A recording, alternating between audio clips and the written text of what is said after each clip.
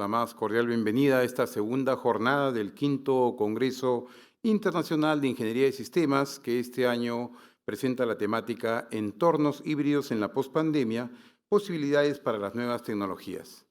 El programa de actividades el día de hoy es bastante nutrido. Tenemos ponencias magistrales, presentación de pósters, ponencias de artículos científicos y un panel muy interesante de intercambio y discusión de ideas. Para iniciar, tenemos la ponencia magistral a cargo del doctor Mohammad Mousavi del King's College de Inglaterra, titulada Sistemas autónomos confiables, el enfoque y la verificabilidad. Para moderar esta ponencia, invitamos al doctor Juan Gutiérrez Cárdenas a que nos acompañe con la mesa de moderación y que la conduzca. Adelante, por favor.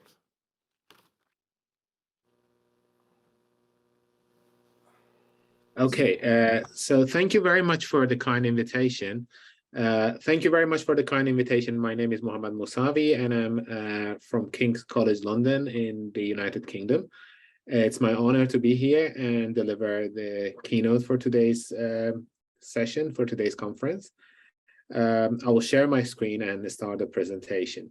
Could you just confirm that everything is clear? Can you see me? Can you hear me well? I want to welcome you in this conference. So please go ahead. Yes, we can hear you well. Thank you very much. So I'm sharing my screen, just 1 second.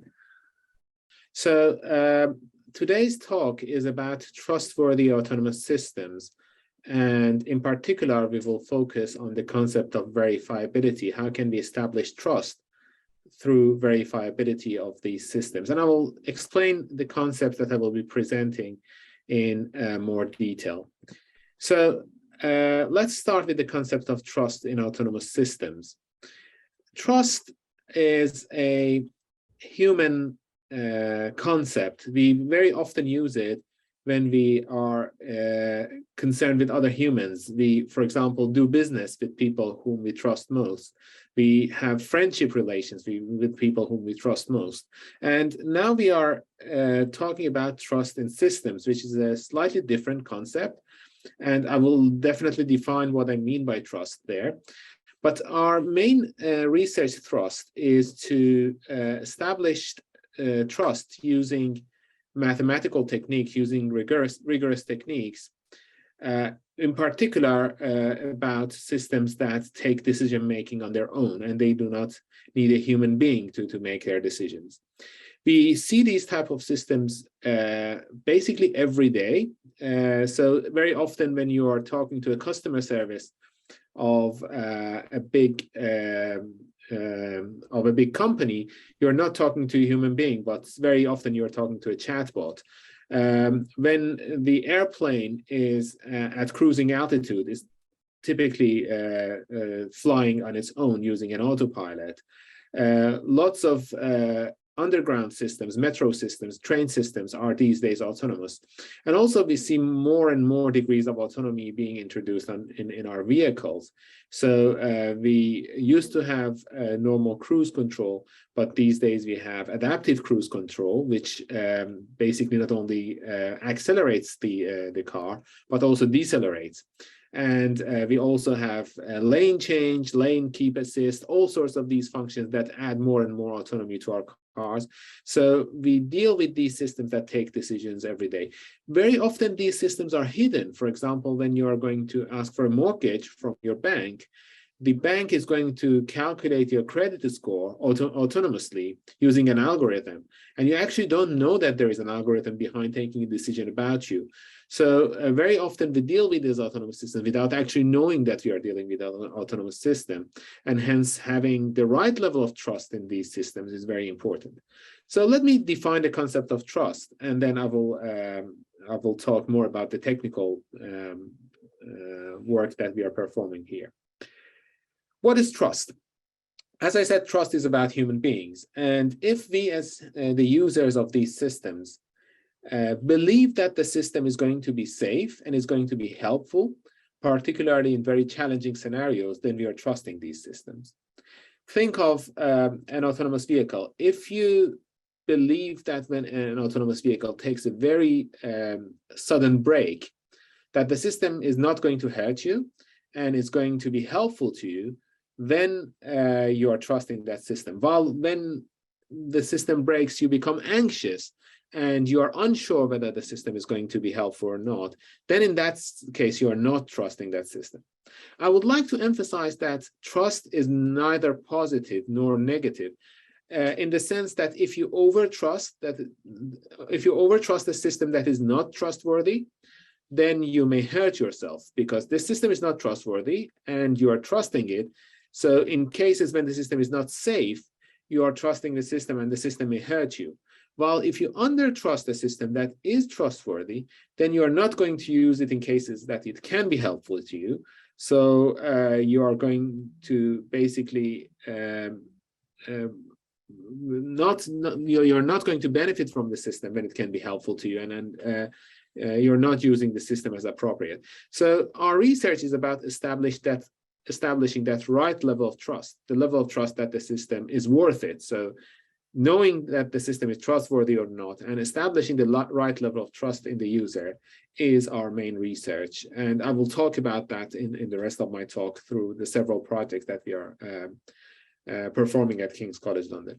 What can contribute to trust? So people have been researching this in the past couple of decades, and they have established that if the system is transparent, you know how the system has been designed, you know the intention of the designers, then you are likely to trust the system and trust it at the right level. You know how the system is being designed, you know what the intention of the designers were, so you're having the right level of trust in that system.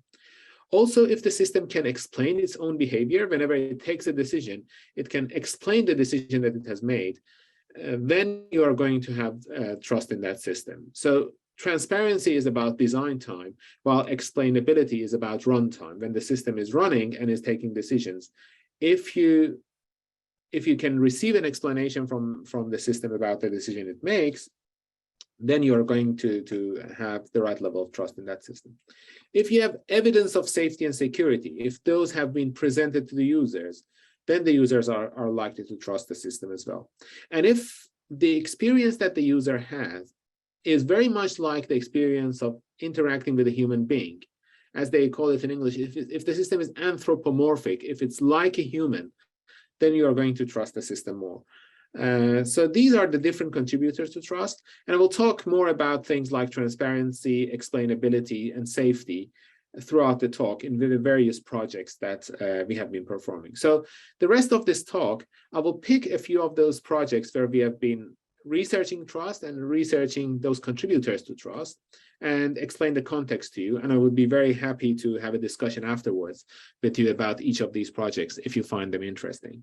There is also a short paper that I've submitted to the conference. So some of the references that I mentioned in the forthcoming slides are also mentioned in that short paper. You can consult them, or you can email me and contact me. I would be happy to provide you with more references. So the first project is about connected platoons. Platooning is a concept that has been used in the past decade, particularly for trucks and heavy vehicles. And the idea there is that you have a leading vehicle that is driven by a human being. And there are a number of following vehicles that follow the leading vehicle autonomously without any driver, with a very short distance between the entire platoon. So each vehicle is following the vehicle in front of it with a very short distance. And because the distance is very short, shorter than the typical human-driven scenario, then you're making efficient use of the road. The air drag on the platoon is reduced, and hence the fuel consumption is reduced for the entire platoon. And moreover, you only need one driver for the leading vehicle. The other vehicles that follow the leading vehicle are driven autonomously. So you can also save on the driver costs. So you're saving on the fuel cost, you are using them more efficiently, and you are saving on driver costs potentially. These are the three main economical drivers of using the platooning technology. It has been mainly used for trucks and heavy vehicles, but this is being also deployed for passenger cars as well.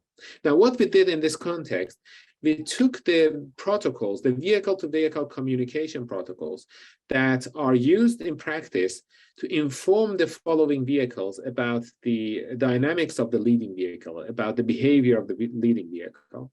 And we analyze them using testing techniques, using a particular testing technique called conformance testing. That is my area of expertise. And we analyze those protocols using algorithms, evolutionary algorithms, genetic algorithms, and search-based testing to find out whether we can push them to their limits of performance and see what the consequence of those cases are on the safety of the platoon, whether we can push the platoon to a collision or to a near collision scenario by analyzing the protocols and finding those scenarios in which the protocol is not behaving correctly.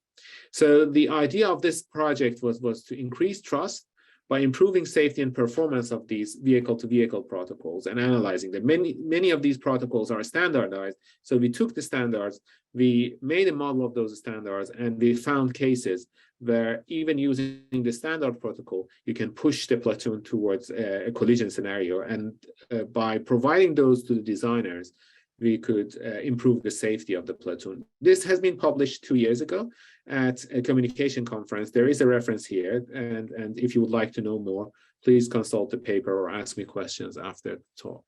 So that's one project that we performed a couple of years ago.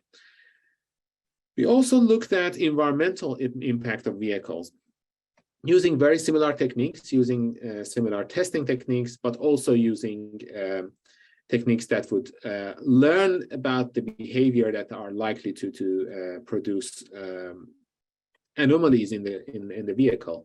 We analyzed the environmental impact of vehicles, and we used real data. So we drove the actual cars, not really on the road, but on a chassis dynamometer. And we analyzed the environmental impact of the cars. We generated tests, we designed tests that would reveal whether the car is polluting the environment more than what it should. And we published the results that showed in certain cases, a particular brand of car could produce 4 or 5 times more than what is allowed to produce under our tests that we have designed. So we basically maximize the emission of the car by designing smart test cases that would push the cars to their limits. And this is about establishing the right level of trust through transparency. So we are not increasing necessarily trust in the car, but we are telling the users that the car can sometimes be environmentally unfriendly, and hence that could push the manufacturers to redesign the cars to improve those types of behavior. It could also help the manufacturers finding out about those scenarios where the car is not behaving as it's supposed, so that they can improve those cases in the future design. There are 2 papers about this that were published 2 years ago and this year. And again, please have a look at those papers. Please have a discussion afterwards if you would like to know more about that. So I showed you one example about the safety of platoons. I showed you a second example about emission tests of diesel cars. So that this was the second example. A third example about learning about changing behavior in autonomous systems. So suppose you have a model of that autonomous system, and the system has evolved in time because, for example, there was an AI component, there was a machine learning component that was retrained over time, or because there were bug fixes in that system, or because the system had additional features. So how can we learn about those changes in the behavior of the system?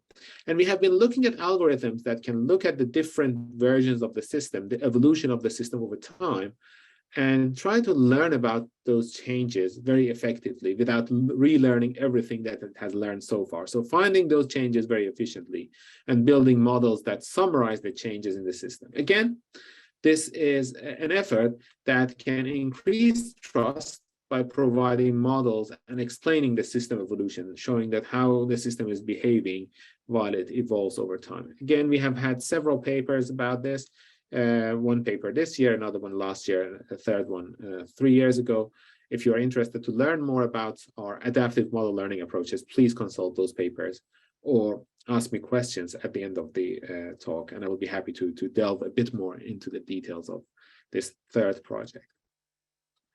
One more project about explanation, establishing trust through explanation. This is a project that we performed jointly with the University of Hertfordshire. It's about a robot, a doll, that is designed to help autistic children improve their skills. So you may have heard of the autistic spectrum disorder, ASD. That's a part of this spectrum of different conditions for neurodiverse people who have different abilities than what we are typically used to. For example, a person in the autistic spectrum disorder may have a different impression of what other people see. So typically an autistic person sees a particular object, and that person thinks everyone else is also seeing what he or she sees. So the perspective of an autistic child or autistic person is typically generalized by the person to the perspective of others. For example, assume that I have a cube that has 6 different sides. If I look at one side, then I know that you may be looking at another side and you may see a different side of the cube.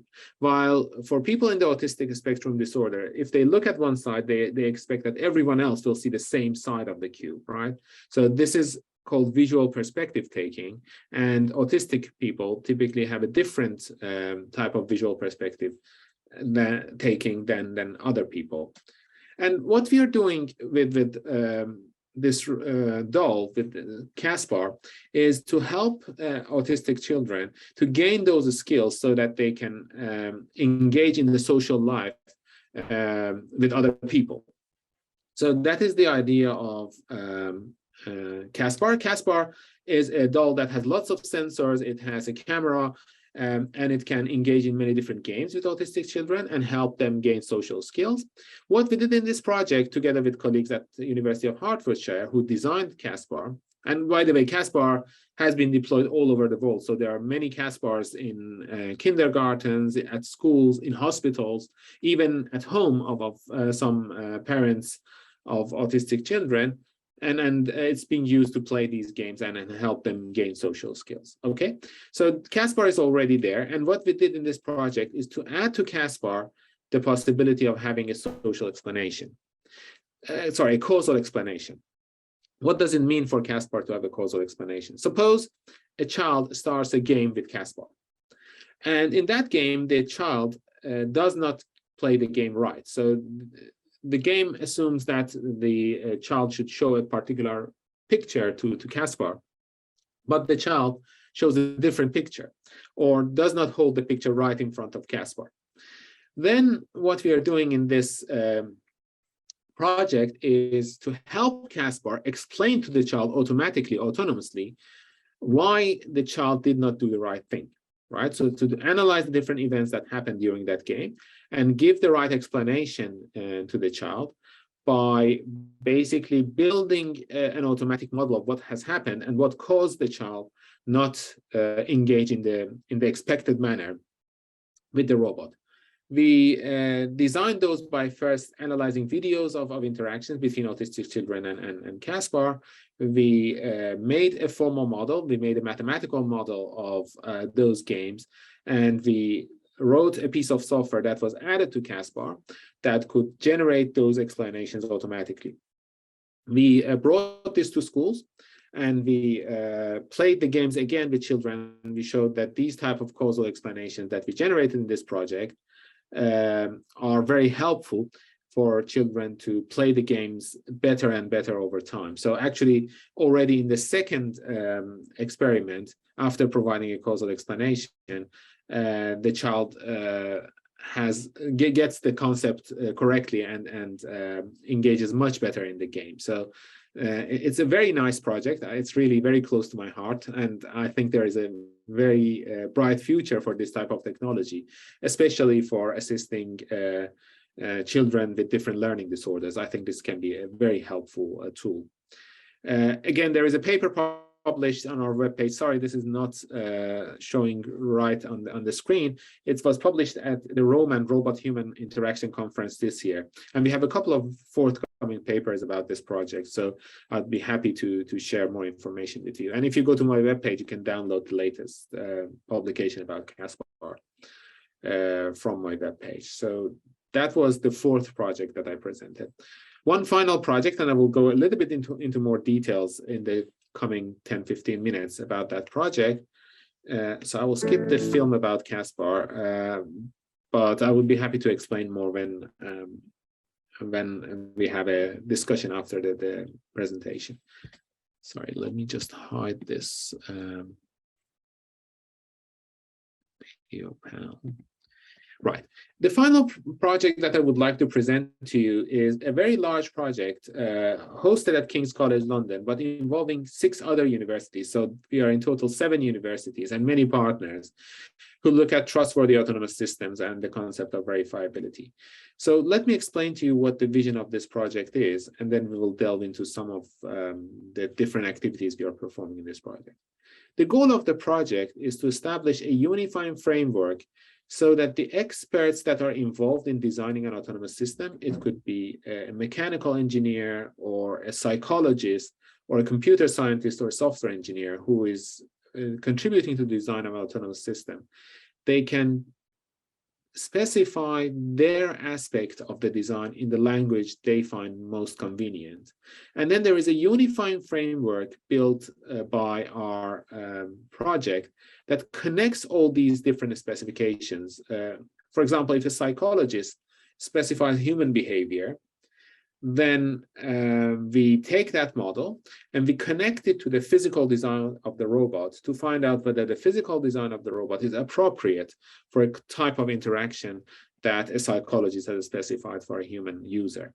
So there are very diverse models across the different disciplines, and we build a unifying framework that allow us to have system-level verification results that check whether the system as a whole is performing as it should, whether the system is safe, whether the system is useful for the different users of that system. So this is the idea of our verifiability project.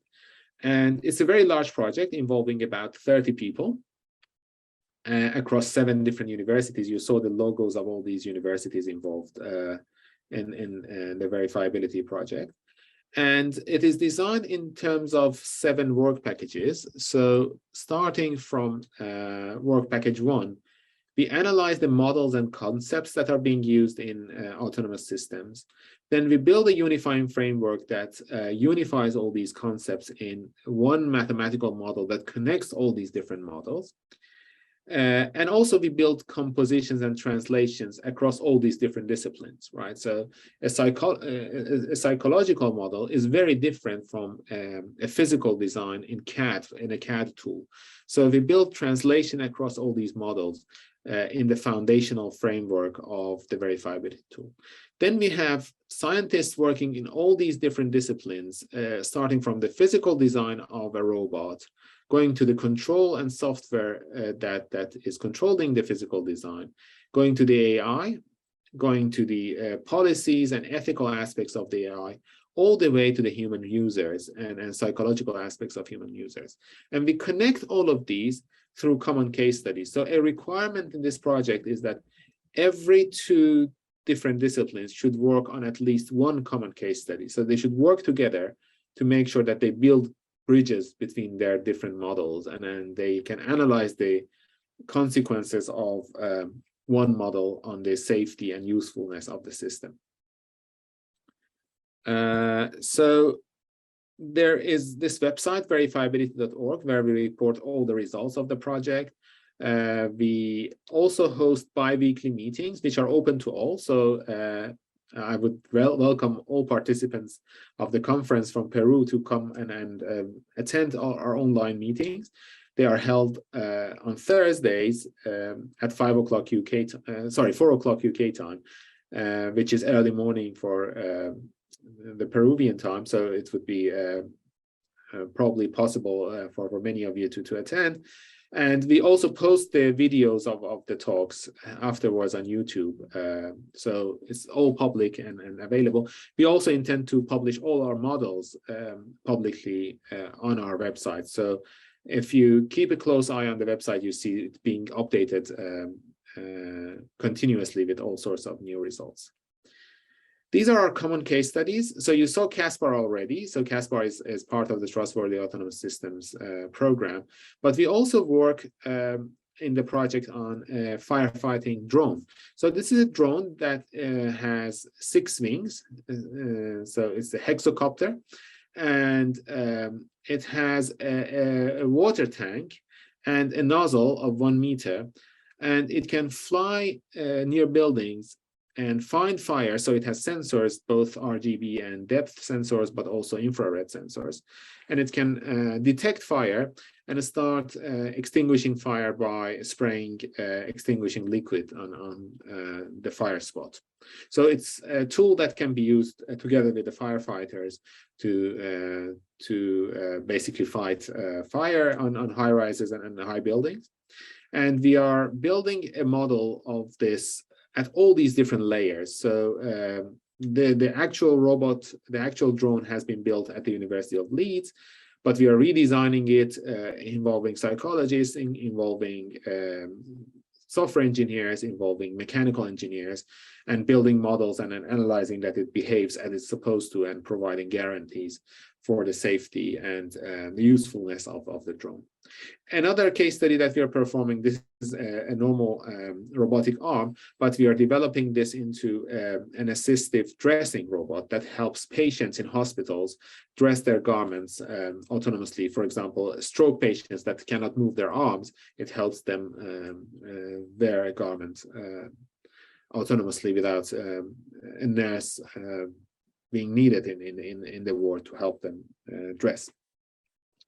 And again, this is something that goes across all these different disciplines. There are privacy concerns, there are safety concerns, and we are trying to ensure all of these through the verifiability framework. One final piece of the project, and then I will conclude the talk. So we are also looking at the ethical aspects of all these autonomous systems and making sure that they work ethically. Why is this important? Because autonomous systems are very often taking decisions that are ethically charged. For example, take our project that is about environmental impact of vehicles. Vehicles take decisions that impact the environment and hence they influence many people's lives. So we had better make sure that the decisions being made in the design of those systems are ethically acceptable and there are honorable choices to make. Likewise, there are credit scoring algorithms that decide about people receiving loans, receiving mortgages, and all sorts of financial decisions. So we had better make sure that these algorithms are fair. They do not discriminate against a particular gender or a particular race or a particular ethnicity. So we need to make sure that these autonomous systems are taking decisions that are ethically acceptable. Why is this helpful? Because first of all, it makes those decisions very transparent. We know once we verify and test those ethical aspects, we know what kind of decisions are being implemented. And also it gives different stakeholders tools to balance the conflict of interest. Because, for example, as a car manufacturer, I may not be too interested in the environment. I'm maybe more interested in selling my car and making more profit. While as a user group, we are definitely interested in saving the nature, and hence having a tool to verify whether the car is environmentally friendly helps us kind of balance this game of power and make sure that we have enough tools to prove that a certain car is not behaving as it should and bring, for example, the manufacturer to the court. Or on the other side, at least help them know that in certain cases it's not behaving as it should, and help them improve the design of the car to become environmentally friendly. The other thing is that ethics is a very difficult subject to understand. Many different people have different perceptions of ethical concerns. And by having a formal tool, a mathematical tool to verify ethics, we also help people understand what they mean by ethical concerns. So there's this famous philosopher who said, I do not necessarily agree with all he said, but one thing that he said, which makes sense, is that AI and formalization make philosophy honest. So it helps us understand the philosophy of ethics better once we build verification tools. And in this project, we are building an architecture to test and verify ethical concerns formally and rigorously. So we start from examples that different stakeholders give us as examples of good and bad ethical behavior. And from those, we distill an ethical model. We learn an ethical model that represents what different stakeholders think is honorable to do, is good to do. We have algorithms that can use these to generate test cases for those ethical concerns, and then we can execute them on the system on the test. So think of a vehicle, think of a credit scoring software, think of a chatbot. You can test whether the behavior is ethical or not. That will give us some system traces, and then we can analyze using our ethical model whether the behavior we observe is ethical or not. That will give us some test verdicts. We can present a selection of these test verdicts to different stakeholders, and either we have found examples of unethical behavior, which can go and be used to fix the system, or the stakeholder says, oh no, this is not actually a correct verdict. You misunderstood what I meant. So you will add more examples to explain what the stakeholder means.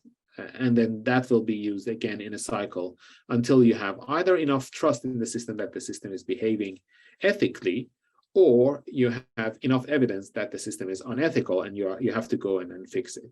So you repeat this until you establish the right level of trust in the system by testing ethical concerns.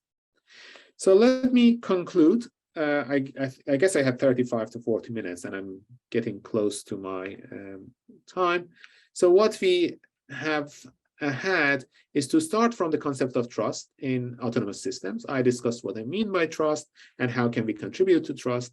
I showed you several projects in which we looked at environmental impact, we looked at safety of platoons, we looked at explanation, we looked at learning the behavior of those systems, all of which could potentially contribute to establishing the right level of trust. And then I went a little bit more deeply into our large project involving many universities in establishing trust through building a verifiability layer that connects all these different disciplines in designing autonomous systems. Finally, I delved slightly more into the concept of ethics and how can we make sure that an autonomous system is making the right ethical decision. And how can we build that into an automatic regime of testing ethics for autonomous systems. So that was all. Thank you very much. And I would be very happy to take your questions. Here is my email address. If you have any questions, if you would like to have more information, publications, please look me up on Google or email me and I would be happy to provide you with more information. Thank you very much. Well, thank you very much, Professor Mohammad, for your talk. I bet that the presentation was very interesting for a lot of people here in our venue. Well, I have here some questions. The first one is related to the Caspar Explain project. For example, I have one question here that it says that if maybe Caspar Explain could be applied into explaining businesses or some other related field in a more casual form. I believe that this question is related to simplify, for example, some requirements that can occur in a business environment. Can Caspar Explains can be used for that, maybe? Yeah, I mean, explainability is a big topic these days. So there is a whole field of explainable AI, which has its own conferences. There is a big community around explaining AI behavior. And certainly the concepts that we have developed in the Caspar Explains project could also be applied to other autonomous systems, including financial autonomous systems. Like there are autonomous systems that do algorithmic trading. There are autonomous systems that do credit scoring. In these contexts, you need more explanation in order to establish trust in those systems. So causal models that explain the cause and effect behavior in the behavior of autonomous systems can be applied to a very wide class of problems, including the financial problems as well. The difficulty there is that the interactions are typically much more complex. There is a lot of data involved in that interaction. So the models that we use there are slightly more complex than the models that you use in games, for example, in Caspar. The models there are typically of a probabilistic nature. So you need to deal with, I don't know whether you know the term, but things like Bayesian models of causality, which is an extension of what we have used in this project. I would be happy to provide more information if someone is interested in those types of models. Oh, thank you very much. I have another question here, and it says that do you believe that this ethics testing model could be applied on any kind of project? And if that is possible, how do you think that it can be applied, this testing model? In general, I think ethics is understudied in computer science and in autonomous systems. We often do not think about the ethical implications of the systems that we design, right? And I think it's very important that when we are designing an autonomous system, we think in advance what the potential applications of that autonomous system are. So think about the potential applications in advance and think about the potential implications of those applications, right? So this is in general a very big question that we should always ask ourselves. If we are contributing to the system, if we are designing the system, what are the potential uses and misuses of that system, and what kind of ethical implications that may have, right? So I think in general, studying those ethical aspects is very important. We often do not spend enough time thinking about those. Having a responsible attitude to innovation and research is important. Now, what we are doing is in this particular project is to give people tools to check those ethical concerns once they specify them, right? And my first point was that often we do not even specify what we mean by ethical concerns in different projects, right? Once you specify them, once you give examples of what is ethical and unethical in a particular project, then you can run what we are developing as a tool to generate different examples, to generate new test cases, test the system, and have verdicts. But it all starts with thinking about ethics, having examples of ethical and unethical, and learning a model from that. But once you have that, you can, of course, rerun this and use the technology we're developing in this project. Thank you very much. Here I have one question that it says that, do you think that the trustworthy in autonomous system should be considered or taken into account like it was in other disciplines, for example, in cloning systems? That's a tricky question, I believe. I don't know. It is a difficult question, isn't it? I think there is so in medical domains there is a very long tradition of having an ethical screening of the project before starting to apply the project on animals, on human beings. In computer science, we don't do this very often, right? So we don't have an ethical process unless we deal with human beings as subjects. We don't do an ethical screening. I think we need to do this more often. We need to think about ethical implications more often, and we can learn, of course, from medical disciplines about their ethical screening processes, right? But I guess there are also very specific concerns that we often have in computer science that are not necessarily present in medical domain, right? So the things we are doing with AI are a bit different. I do see parallels with cloning and with some of the genetic modifications that are being done in other fields in medical domains. But I think if we think deeply, we can also identify some unique aspects of autonomous systems. Like autonomous systems can take over human beings in certain jobs, in certain positions, right? And whether we consider that ethical, when do we consider that ethical? How safe should the system be to be suitable to replace a human being? I think all of these are big questions that we should ask when designing those systems. Thank you very much. Well, I have here a couple of questions that I believe that I could merge into one because they are related in somehow.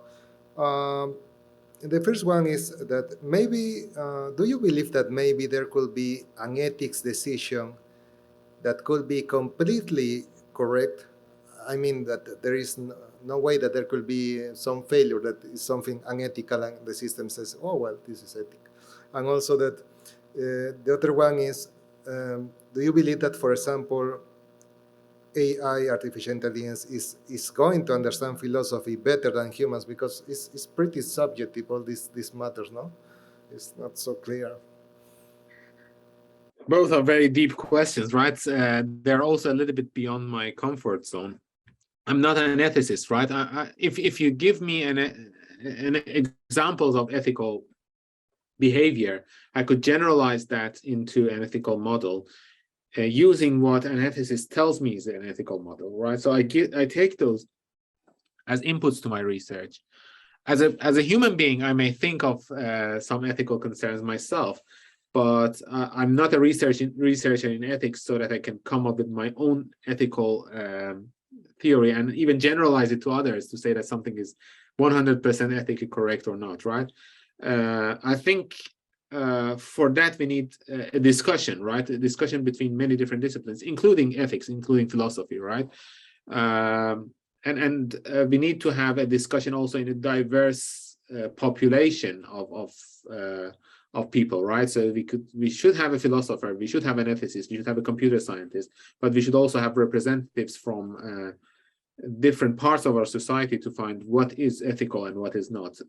I think that there should be an ongoing discussion about this to find out what do we accept as ethical, what is a gray zone, and what do we accept as definitely unethical, right?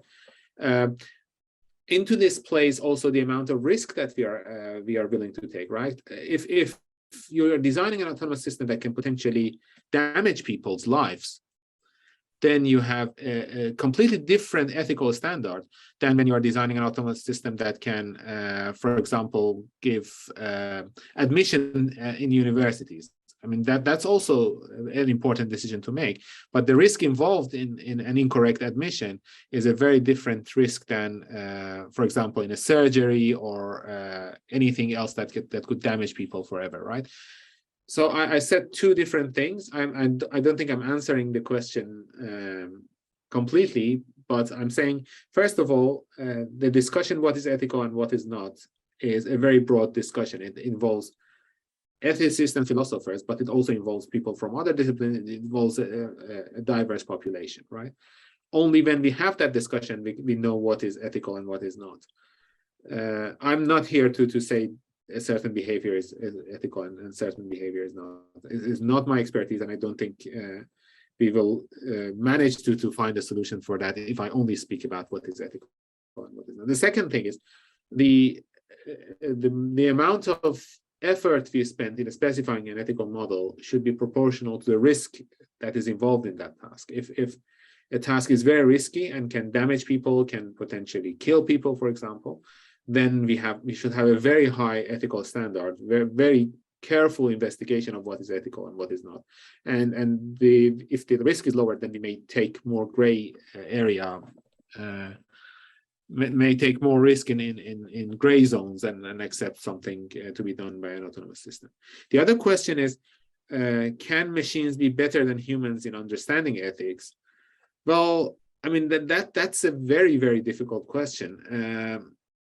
We have been designing ethics as a human being. Sometimes we were not very clear about what we meant to be ethical. And sometimes we were very dismissive. For example, we have been for a very long time dismissive of nature, right? We have been dismissive of the other objects around us. So we thought ethics is only about human beings treating each other. But later on, we realized we are mistreating the nature. So we should also have ethical norms when we deal with the environment, right? Whether robots and autonomous systems will be better than human beings is a very dangerous situation, right? You're basically giving your decision to someone else, and then that someone else may decide at a certain point that you shouldn't make these decisions anymore, right? I think, at least for the foreseeable future, the human should be in charge. The human beings should decide with a discussion among themselves what is ethical and what is not, and implement that in machines. letting machines decide instead of humans, I think will be a very dangerous position, at least for the foreseeable future. Thank you very much. Well, I have another question about ethics. I promise to you that is the last one about this topic. So it says, for offline learning models, how does the lack of adaptability to unforeseen circumstances could affect the ethics and trust towards autonomous systems? It's a very good question. I think, first of all, there should be a cycle involved. There should always be feedback into testing ethics, because we are generalizing from examples, and the generalization is always imperfect by definition, right? So you should, your analysis should provide some guarantees, saying that given this model, I provide this guarantee that the behavior is going to be ethical. But it should also have the possibility of engaging with the stakeholders and checking whether a sample of those verdicts are sound or not, right? So doing only offline learning and not going back and checking those examples is not probably a good idea, at least until you have enough confidence and trust in the system. In general, it's a problem of AI that you're training the system with certain data, and then you're applying it to a data that may have a different distribution, and identifying that the data has now changed and you're dealing with an unforeseen circumstance that has a completely different nature is a very well-known problem with AI. So how do we know that the model that we have learned using a training data is still applicable in practice is a problem that has been researched for a very long time in AI. And there are lots of techniques to check whether the data has changed so much that you need to retrain your model, right? In general, as I said, you need to close the loop. You need to be adaptive. And if at a certain point you find out that the model is not anymore capturing the reality, then you should go and retrain the model. Thank you. I have a last question here. It's a little bit more technical, but it's general also. It says, how do you define a threshold to determine whether a use case should be evaluated or should be dismissed? So in general, when you're generating test cases for a system, you have an objective function. You want to maximize that objective function. For example, if you're analyzing safety, you should have a definition of safety. For example, a collision in a platoon is a violation of safety, right? And you define that as the objective of your test. A test that goes closer to your objective is better than is more effective than a test that is far from your objective, right? So if you're testing your platoon and you don't observe anything interesting from a safety point of view, the platoon is going in the way that you expected, then this is not an interesting test case, right? So what you are doing, typically you build models and then you try to push the system to go as close to your objective as possible. One objective could be safety, the other one could be to diversify your test cases. You don't want to retest the same scenario over and over again. You want to have a diverse set of scenarios that you're testing, right? And for these type of optimization, so you basically turn your testing problem into an optimization problem, all right? You have a number of objectives: safety, diversity, coverage of your requirements. Then you feed that into an optimization algorithm, a genetic algorithm that can optimize for those objectives. And then it will basically try to find an optimum test case that satisfies all these different objectives. And there are different genetic algorithms that can achieve this, right? Defining the objectives themselves is something that you typically do manually, right? So you define that you aim to establish trust through safety, and you define what safety is. You feed it into an algorithm, the algorithm will give you test cases. But defining the objectives is something that you should do. You can't leave it to the machine, because that's the starting point of your formalization, right? Well, thank you very much, Professor Mohammad, for your talk. I bet that it was very informative and very interesting for all our students and also lecturers. And well, I hope that you can keep in touch with our career, and so we can have more presentations of you, and also if you can help us maybe to grow this part of autonomous systems and within the career, you know, in some courses or something like that, it will be great, really. Absolutely. So Peru is definitely my bucket list to visit. So hopefully I will get a chance to come and visit you and have a more in-depth discussion about this in person sometime soon. Well, thank you very much. I give the pass now to Professor Carlos Torres. Thank you. Agradecemos la brillante presentación del doctor Mohammad Mousavi y la moderación del doctor Juan Gutiérrez. Antes de pasar a nuestra segunda actividad, queremos recordarles que tenemos traducción simultánea para los que deseen acceder a ella a través del canal del Zoom. Pueden utilizar sus audífonos.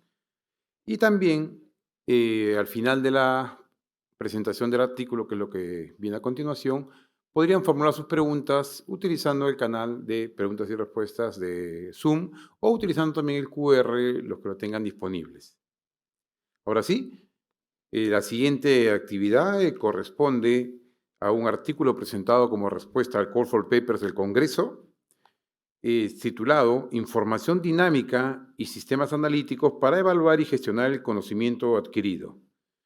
Va a ser presentado de manera virtual, es producto de la investigación de la profesora Yana Goncharova de la Università degli Studi della Campania, Luigi Vanvitelli de Italia, de la profesora Olga Sheveleva de Dubna State University de Rusia y de Vladimir Dobrinin de Dubna State University de Rusia también.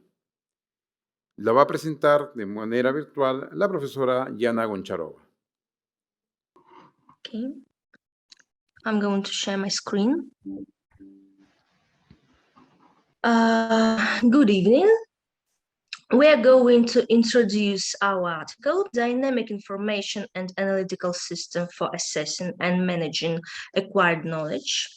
My name is Yana Goncharova. I'm a PhD student from University of Campania, Luigi Vanvitelli in Italy. My colleague is Olga Sheveleva. She's a PhD student from Dubna State University, Russia. Unfortunately, our co-author, Professor Vladimir Dobrinin, cannot participate today, so we are going to present the work in two.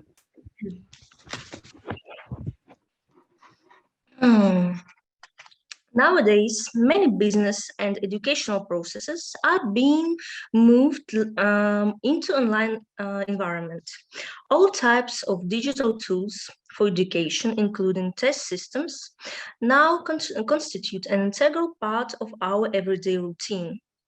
The term digital technologies is used for the widest variety of software and hardware tools, including information communication technologies. The term digital education describes the wide range of educational processes that involve digital technologies.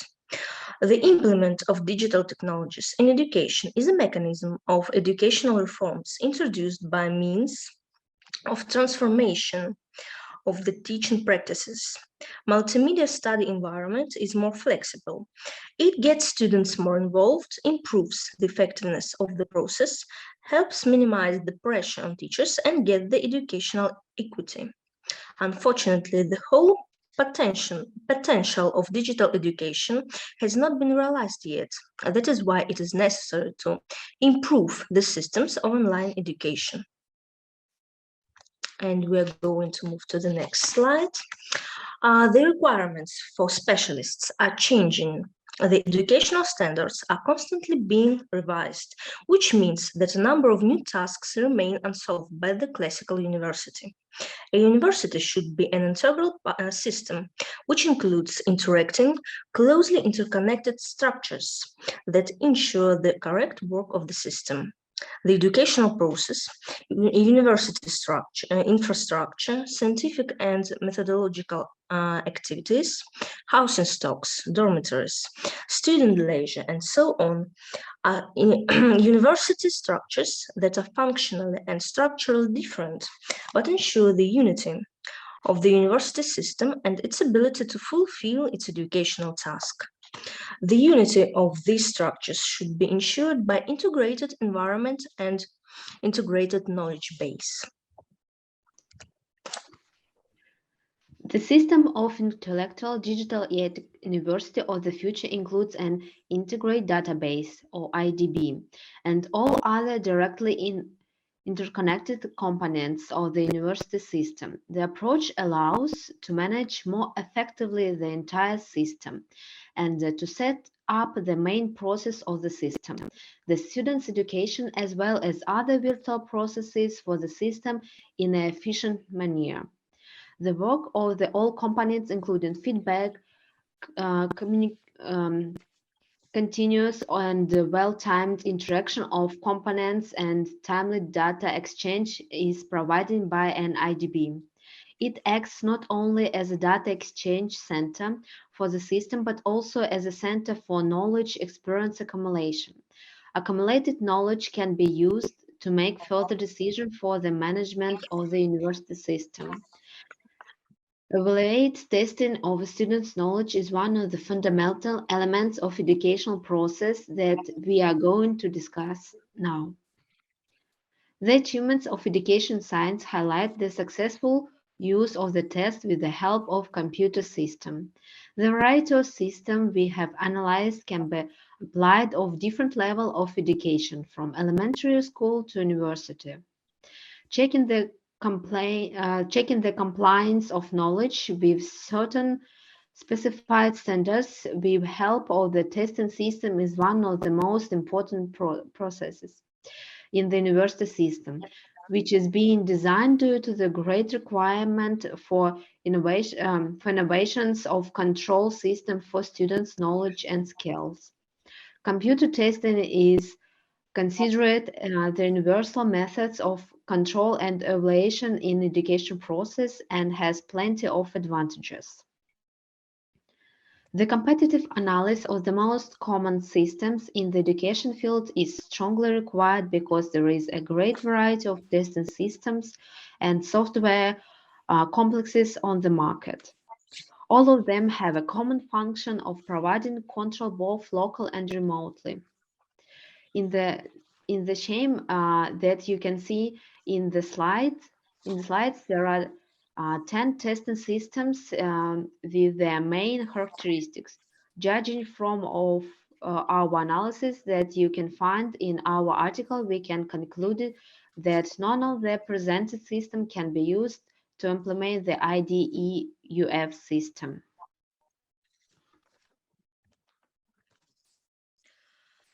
Testing systems for IDEUF need to correspond the combination of the following requirements. Direct binding of the test question to the material used. Possibility to sort users into groups and to assign tests immediately to user groups. Possibility to quote a period when every particular test is available. Possibility to set time limits not only for the tests, but for individual questions as well. Possibility to create tasks of various types. Automatic task checking for questions with open answers. Statistics for certain period, both for user groups as well as for single users. Binding questions to educational materials and the possibility to create recommendations automatically. Possibility to create different variations of tests by mixing lists of questions. Due to the fact that none of the present systems meet the entire range of requirements, a decision was taken to create a new system for knowledge assessment. Our work is based on the testing process adapted from the principle of three-component testing, which is described in our previous articles. To quantify the final knowledge, Fk, the function F, of understanding, U, skill, S, and proficiency, P, is used. The testing process starts with the testing request, which enters the input of the RLAK minus ALAK testing process. The test results are sent to the IDB to be analyzed. Based on the analysis, reports and recommendations are generated, which are also recorded in the database and can become the basis for adjustments to the process and components of the IDEUF, for example, electronic educational materials, schedule, and so on.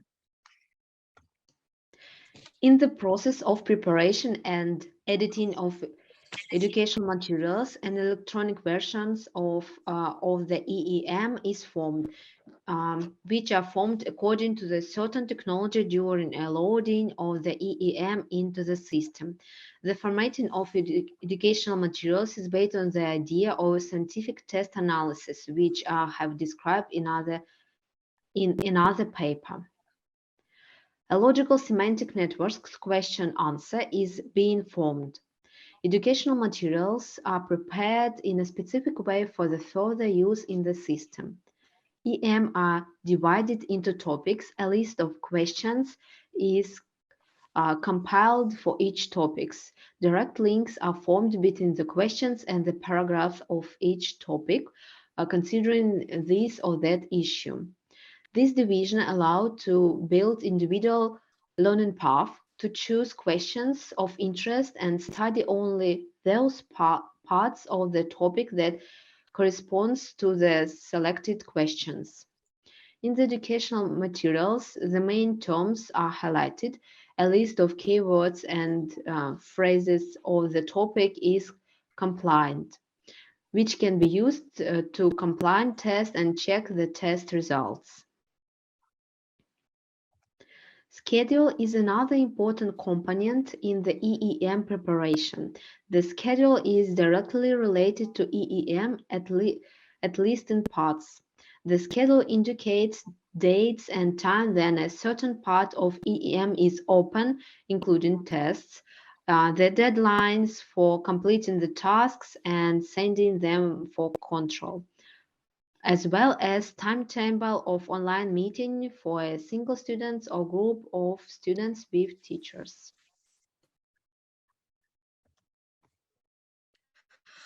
University should be a well-coordinated, unified system. One of the main processes of university is the learning process and the related testing process. To achieve greater transparency while testing knowledge acquired by students for a certain period, we proposed a system which linked the educational material directly to the test questions. This approach allows alleviating teacher stress because the recommendations are formed automatically and require only one-time filling. What is more, it is suitable for use in the IDUF system. In the following works, we are planning to develop the system that forms and links educational materials to the test questions. The main feature of the testing process is the usage of three-component testing of the final knowledge. We are also planning to discuss the relationship and the possible modification of other components of the university system. So that's the end of our presentation. Thanks for your attention, and we are ready to answer your questions. Presentation, Professor Sheveleva and Professor Goncharova. Now we're moving to the question and answer session. A continuación vamos a tener una rueda de preguntas, la cual va a ser moderada por el profesor Guillermo Dávila, a quien lo invitamos, por favor, a que se una a la mesa de moderación. Adelante, profesor.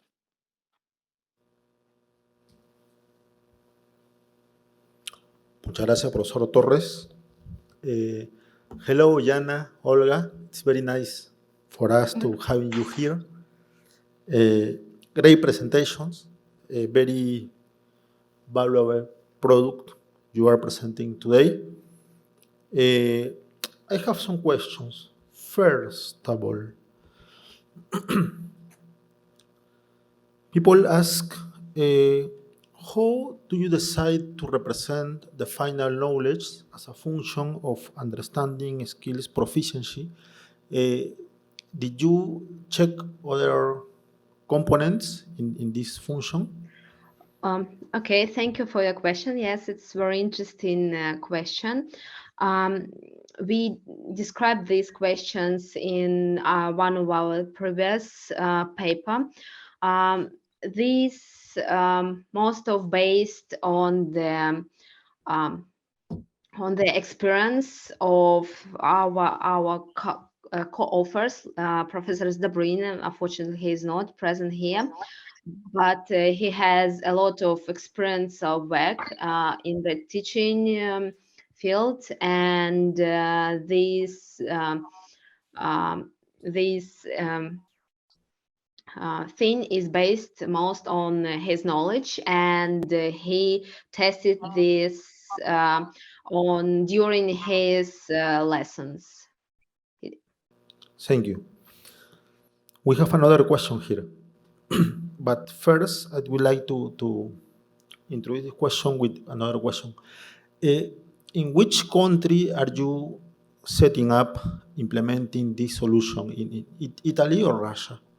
Now we are trying to start from the Russian university, which is based in Moscow region, Dubna. Yeah, but maybe we will have an opportunity also to test this system later in Italy. Okay. So that's where make possible to ask the question the people share here.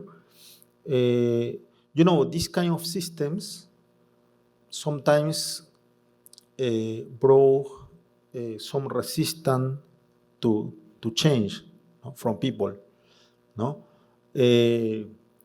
how are you assessing, no, or considering this challenge, no, when you will go to test the system in the three companies or in a university? I think it's more about the whole education system. If it would be that students will need to get evaluation, some evaluation they will need to try it. But of course, yes, it's I understand this question that maybe someone do not will want to try it, but I think that first of all, it need be just tested, and then maybe we will try to get some grants just to try to make it a system, for example, for at least for one university, and then if we understand that it is back and it is a good thing, maybe it also can be used in other universities. Perfect. So you are now in the implementing phase, and you will try to have some grant for the Yeah. deployment phase. No? The next question is just about the budget, no? Because the solution has may be beneficial, no? In many contexts, not just in Russia in this case. So people ask me here if you have already a budget, how much it will cost if I want to implement this in one university, for instance. Unfortunately, we haven't to count it yet, but now we organize a group of other students who particularly focus on programming, developing such a system, and I think that in the near future we will assess the budget, because yes, I agree, this is also very important questions, and the question which should be considered, because it's also consume money and time, a lot of time. Yeah, such big projects. Perfect. I have two more questions.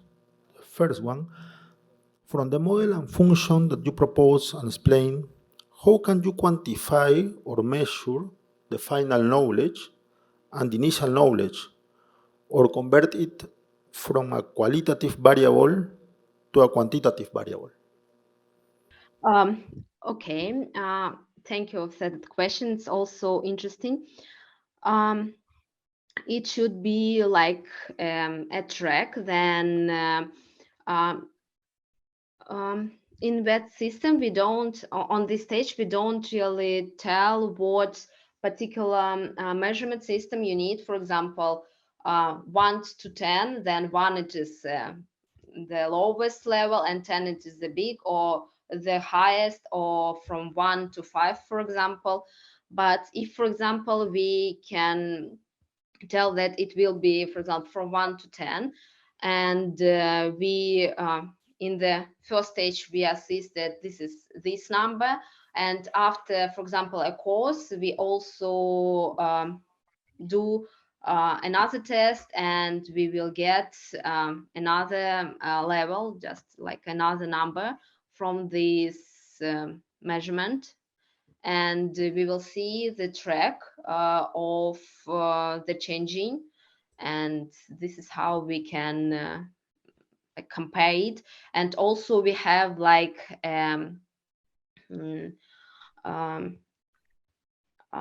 some basic level, which like a pattern, which like the lowest level, what should be what should have students before the starting of the program and after. And of course, it's also should be compared from this pattern.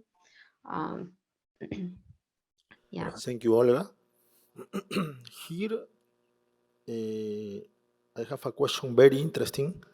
You know, now I was looking at a report from the Web Economic Forum. That this report analyzed the main jobs, the main positions, no, until 2025. And 3 of the main positions are related to IT, to our career. One was a data scientist, data analytics. Another was, I think, a process, the specialist in virtualizing processes, okay? And the third one was the specialist in cybersecurity. Cybersecurity becomes very important because today we almost all are in hybrid work. No, we have a lot of systems with valuable knowledge, okay, with very rich knowledge. And my question is this: this system will accumulate rich knowledge about students and teachers. No, what about security issues? No, how will you deal with these security issues that the system might have?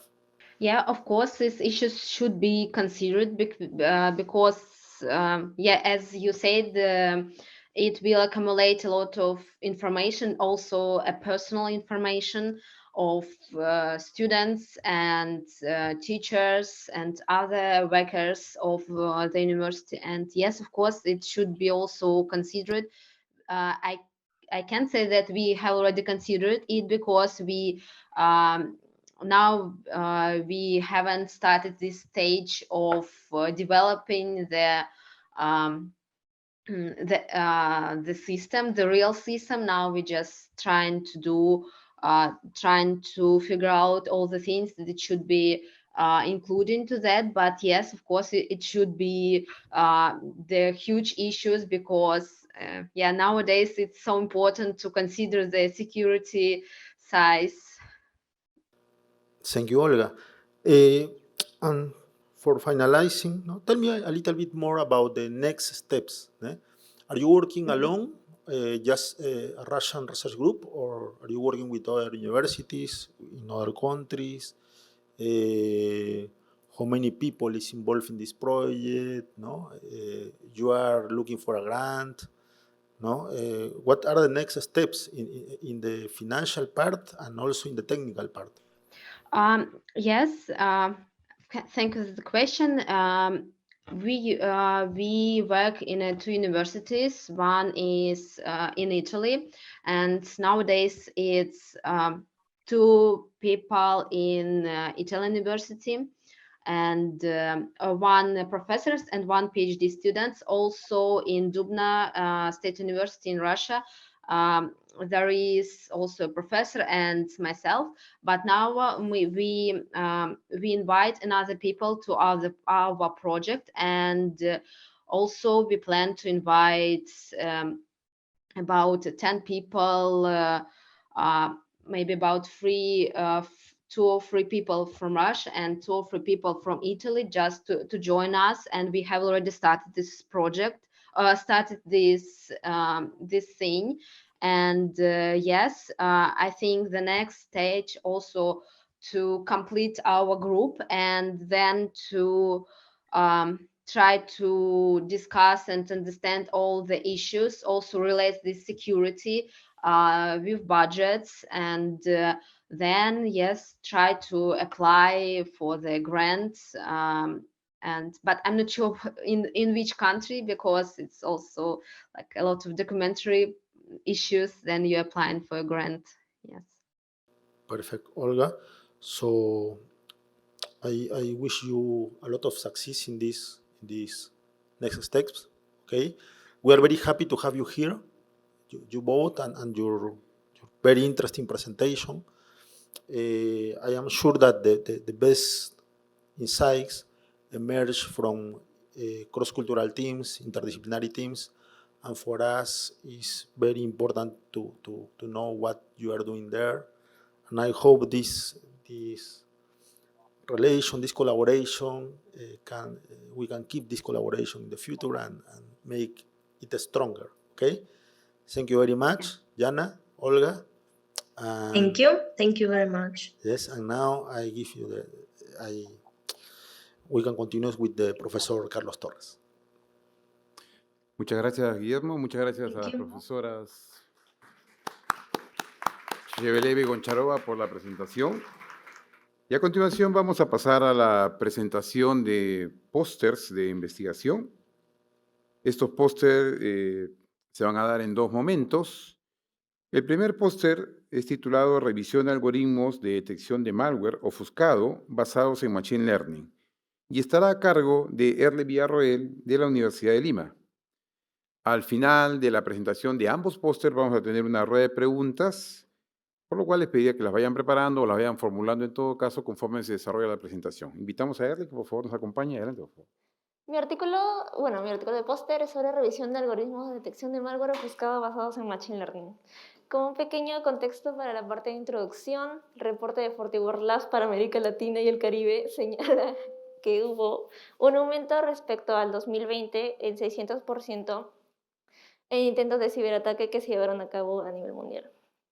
Los ataques de malware generan impactos económicos tanto en organizaciones como en individuos, además de amenazas como suplantación de identidad, robo de información personal y robo de información sensible. Según un reporte de la IBM Security X-Force, en 2021 se detectaron nuevas técnicas para evasión de malware. Una de ellas es la ofuscación de código. La ofuscación de código tiene como objetivo evadir detección de los programas antivirus actuales. La mayoría de ellas están basados en lo que son coincidencia de patrones o basados en detección heurística, algunos también basados en firmas, y estos no detectan bien debido a que las bases de datos no se actualizan tan rápido como lo que son. La ofuscación de código permite lo que son la creación de nuevos tipos de malware y estos son difíciles para la detección. Además de ello, dificultan lo que es el análisis estático. Para la parte de materiales y métodos, veremos artículos que tratan sobre técnicas para detectar malware ofuscado en aplicaciones. Entre ellas, las más importantes son análisis por bytecode y llamadas de sistema y los principales algoritmos de Machine Learning utilizados. Para la primera parte, que es análisis de bytecode. El bytecode es código de bytes que es traducido a código de máquina por una máquina virtual o por un emulador, por un entorno de ejecución. Para el caso de Android, esto lo realiza el Android Runtime, que traduce, como se ve en la imagen 2, el bytecode se encuentra en la parte de clases.dex dentro de los archivos APK. Y el Android Runtime lo que hace es traducirlo a código máquina para que este se pueda ser ejecutado por el sistema operativo correspondiente. Para la parte de análisis por llamadas al sistema, las llamadas al sistema son una manera en la que el usuario pide servicios al nivel de kernel, y las llamadas al sistema son preferidas en vez que las llamadas APIs, debido a que cuando se realiza análisis por APIs, puede ser que se obtengan falsos positivos cuando una aplicación benigna invoca llamadas APIs que son normalmente usadas por aplicaciones de malware. Como se ve en la figura 3, la recolección de llamadas al sistema se realiza por el comando strace. Este archivo que ejecuté fue en la máquina de Linux. Es un archivo simple que lo que hace es hace un write simple y finalmente cierra el archivo. Y en la tabla 1 tengo una descripción de llamadas al sistema. Algunas llamadas al sistema comunes son open, write, read, que son las que se usan principalmente para aplicaciones benignas. Sin embargo, también hay llamadas que son comunes para aplicaciones malignas, como es la de fork. Fork lo que hace es permite crear un proceso padre o un proceso hijo. Por ejemplo, un spyware o un riskware podrían usarlas para así ocultar el comportamiento. Finalmente, para la parte de técnicas de detección, tengo los siguientes artículos. Bueno, no sé, ahora sí.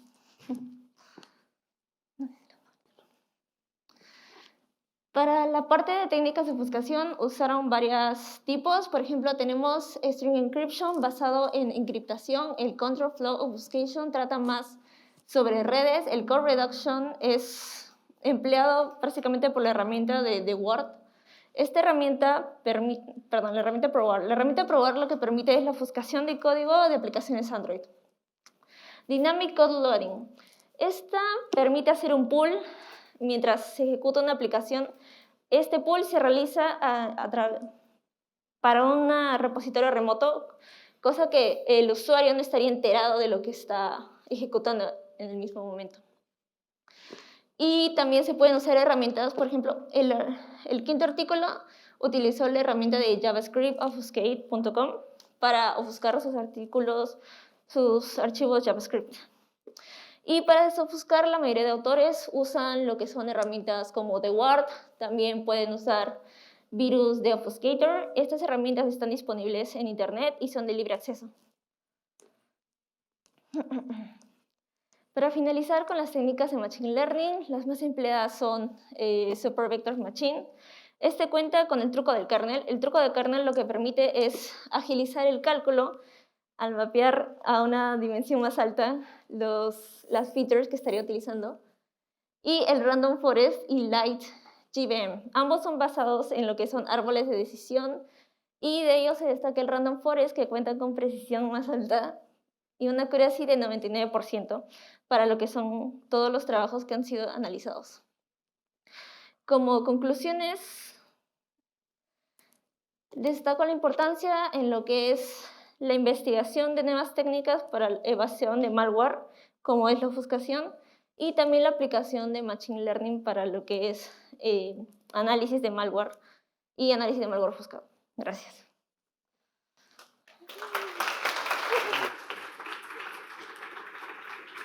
Agradecemos la presentación de Erly y la invitamos a que por favor tome asiento, pero en la mesa de moderación. ¿Nos puedes acompañar, Erly, por favor, para pasar luego a la rueda de preguntas? Y a continuación tenemos la presentación del segundo póster. Es producto de un trabajo realizado por Diana Mex, de la Universidad Autónoma de Campeche, México, Margarita Castillo, de la Universidad Autónoma de Campeche, México, y por Francisco Alfaro, también de la misma institución. Y la va a presentar en línea Diana Mex. El título de su presentación es MOOC'S, plataformas abiertas en línea para cursos masivos para la educación continua en sistemas de información durante la pandemia. Hola, buenas tardes a todos. Es un gusto estar con ustedes.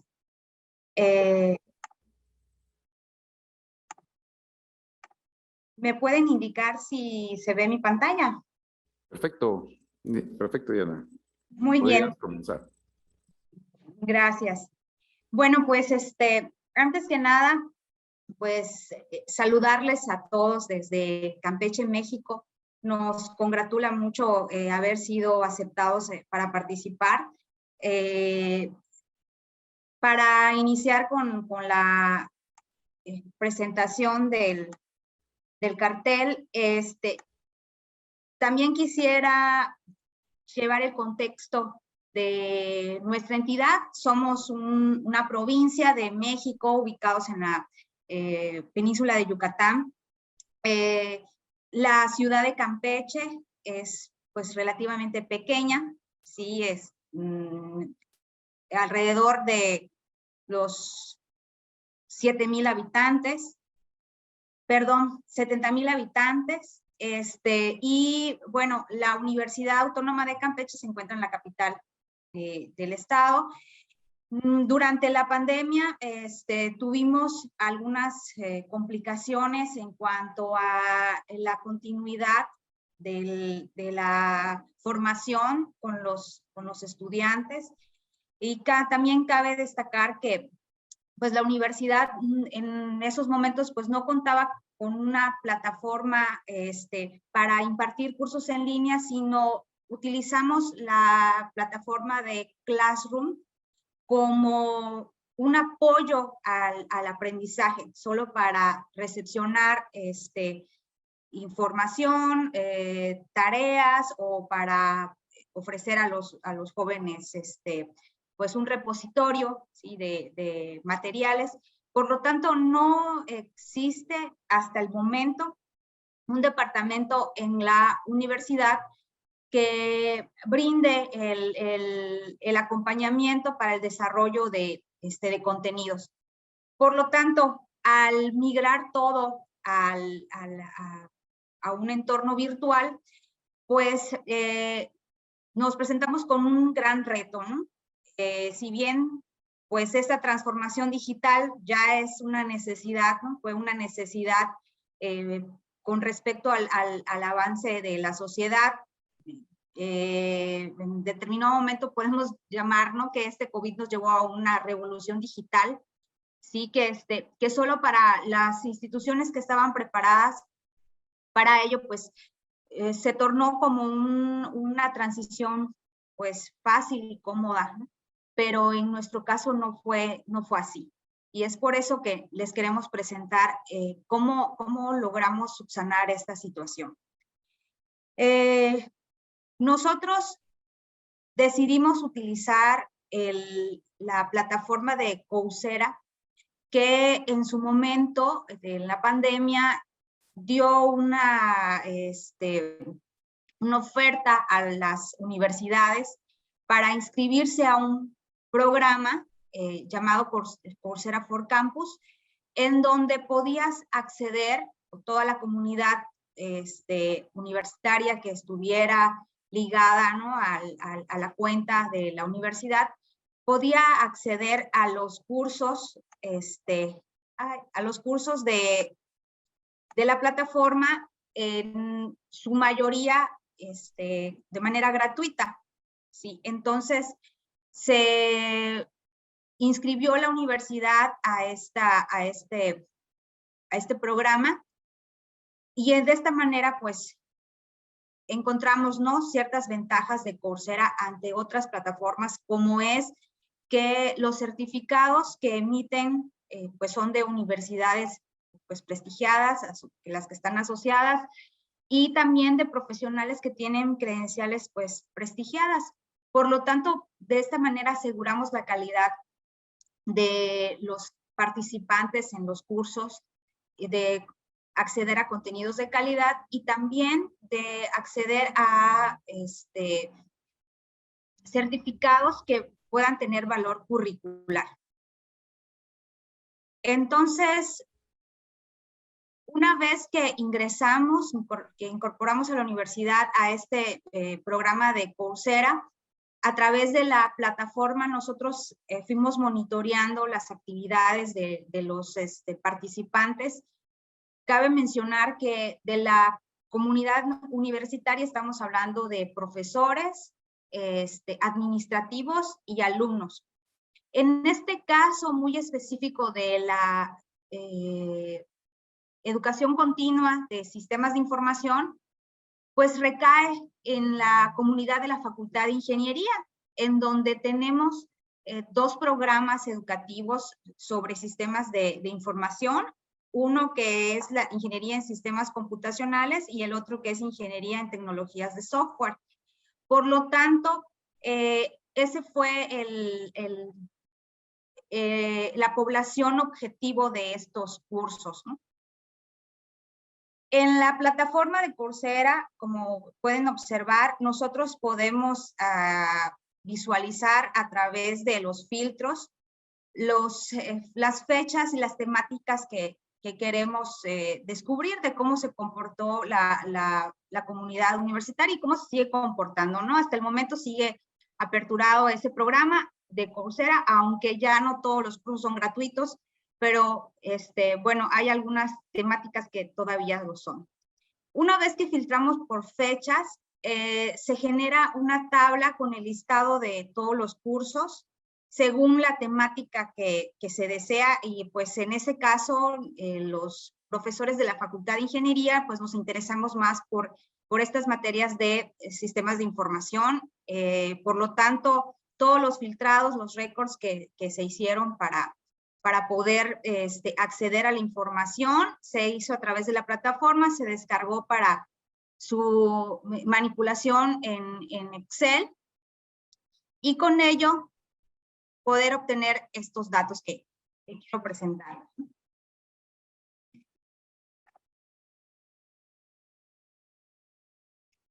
Los resultados fueron estos. De todos los cursos que se ofrecieron en el programa de Coursera, entre los que están, ¿no?, áreas de artes y humanidades, negocios, ofimática, ciencias de la computación, ciencias de los datos, salud, tecnologías de la información, aprendizaje de idiomas, matemáticas y lógica, desarrollo personal, ciencias físicas, ingeniería y ciencias sociales. Bueno, pues nosotros nos enfocamos al área de los sistemas de información, y tenemos que en el curso de ofimática solamente hubo una persona que se interesó en un curso. En ciencias de la computación hubieron 39 cursos solicitados, que representa el 9% de la totalidad de los cursos. Ciencia de los datos fueron 27 cursos, y en tecnologías de la información 7.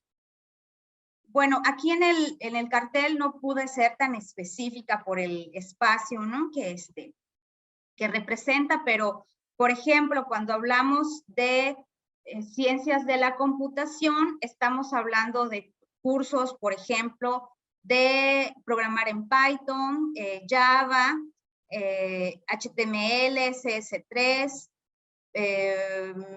inteligencia artificial, data science, y con esto pues vemos que es una de las áreas que más demanda tuvo, ¿no?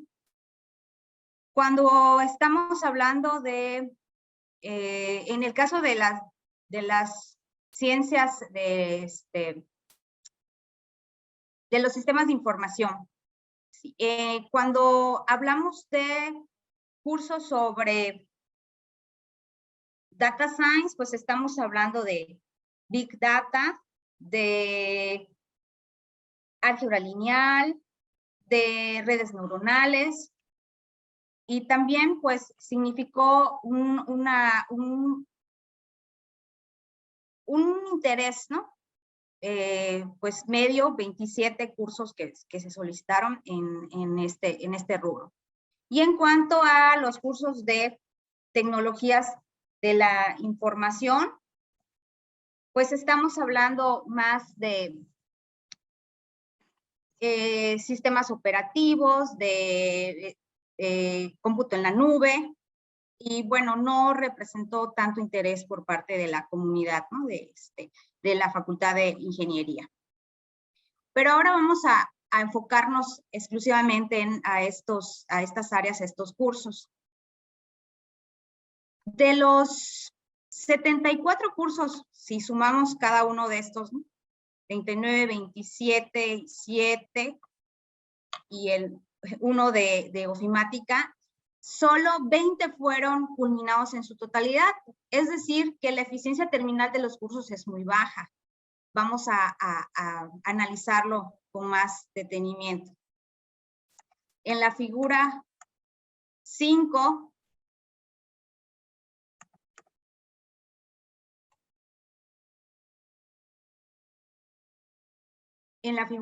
podemos observar entonces que de los 39 cursos de ciencias de la computación, finalmente terminan 13 cursos, ¿no? Los demás son desertados, quedaron inconclusos. De 27 de ciencias de datos es muy bajo, ¿no?, el interés. a pesar de que fueron 27 cursos los que resultaron interesantes para ciertas personas, pues quizás el diseño de estos cursos habría que evaluarlos o ver la manera en que las personas sigan, ¿no?, el transcurso del mismo y no baje tanto, ¿no?, como podemos observar acá, que solamente 5 cursos fueron completados, y no se diga de tecnologías de la información, que bueno, a pesar de que fueron pocos los cursos, fueron 7, pues 2 al final sí lograron completarse. Si estamos hablando de personas, o sea, las personas que cursaron que estuvieron en los cursos anteriores, estamos hablando de 144 personas, ¿sí?, que estuvieron interesadas en los 74 cursos. Sin embargo, vemos que, bueno, en el caso de las ciencias de la computación, hubieron 74 personas interesadas y solo 19 al final culminaron los cursos, 51 en ciencia de datos, y pues representa muy bajo, 8 personas que los culminaron, y 20 personas se interesaron en los cursos de tecnologías de la información, culminando 5, ¿sí?, de ellas. Y al final, bueno, de ofimática no terminó ninguna persona. Esto nos hace llegar a esta conclusión. Definitivamente la ofimática pues no fue no representa un interés completo. Nosotros inferimos que es porque la mayoría de los estudiantes, en el caso de la Facultad de Ingeniería, en los primeros semestres llevan las certificaciones en las diferentes paqueterías que existen. Entonces, quizás ese fue uno de los motivos por el que pues no les llamó la atención. Sin embargo, en el caso de ciencias de la computación, tenemos que la eficacia realmente de los cursos que son en línea, masivos, pues por lo menos en nuestra facultad representó el 33%. Y el 25% la eficiencia terminal del total de alumnos que se interesaron, pues solamente el 25% culmina, ¿no? En el caso de las ciencias de los datos, pues la eficacia de los cursos es muy baja, de 18%. Habría que revisar cómo están los contenidos y cómo es el diseño instruccional de estos cursos, que hace que pues los estudiantes terminen abandonándolos, ¿no? Y por ello, pues la eficiencia terminal igual pues sea baja, ¿no?, del 16%. Esta es la que nos representó pues más, nos llamó más la atención, porque también, ¿no?, que sería una investigación posterior, coincide mucho con el comportamiento que terminan representando los estudiantes en estas materias ya en la carrera, ¿no?, de sistemas computacionales, que termina siendo una de las áreas en donde batallan más los jóvenes. Por otro lado, tenemos las tecnologías de la información, que si bien no fueron muchos los cursos que solicitaron, pero observamos que quizás el diseño instruccional y la temática, la manera en la que se presentan los contenidos, por lo menos en esta plataforma, pues termina siendo suficiente como para que de manera autónoma pues logre terminar el 25% de las personas que lo inician. Cabe destacar también que en otras investigaciones mencionan que la eficiencia terminal de los MOOC'S siempre es del 10%.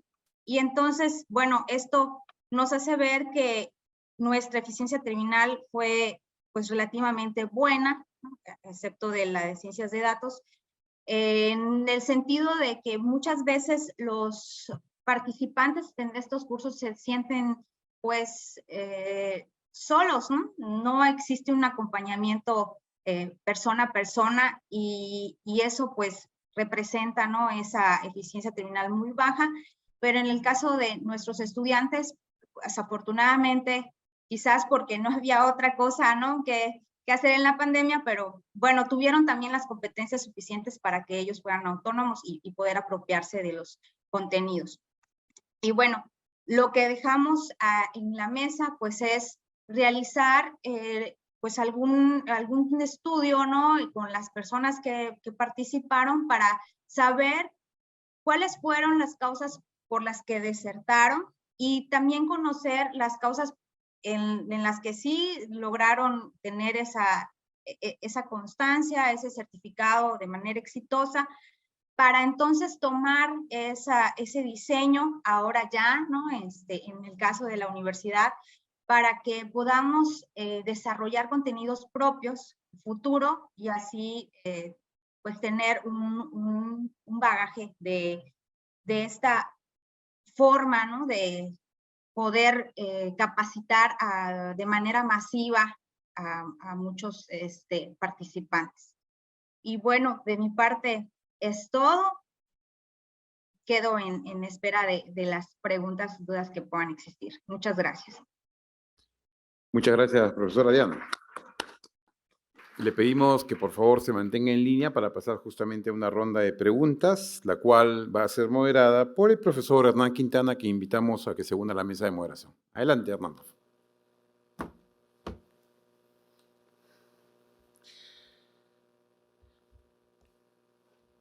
Muchas gracias, profesor Carlos.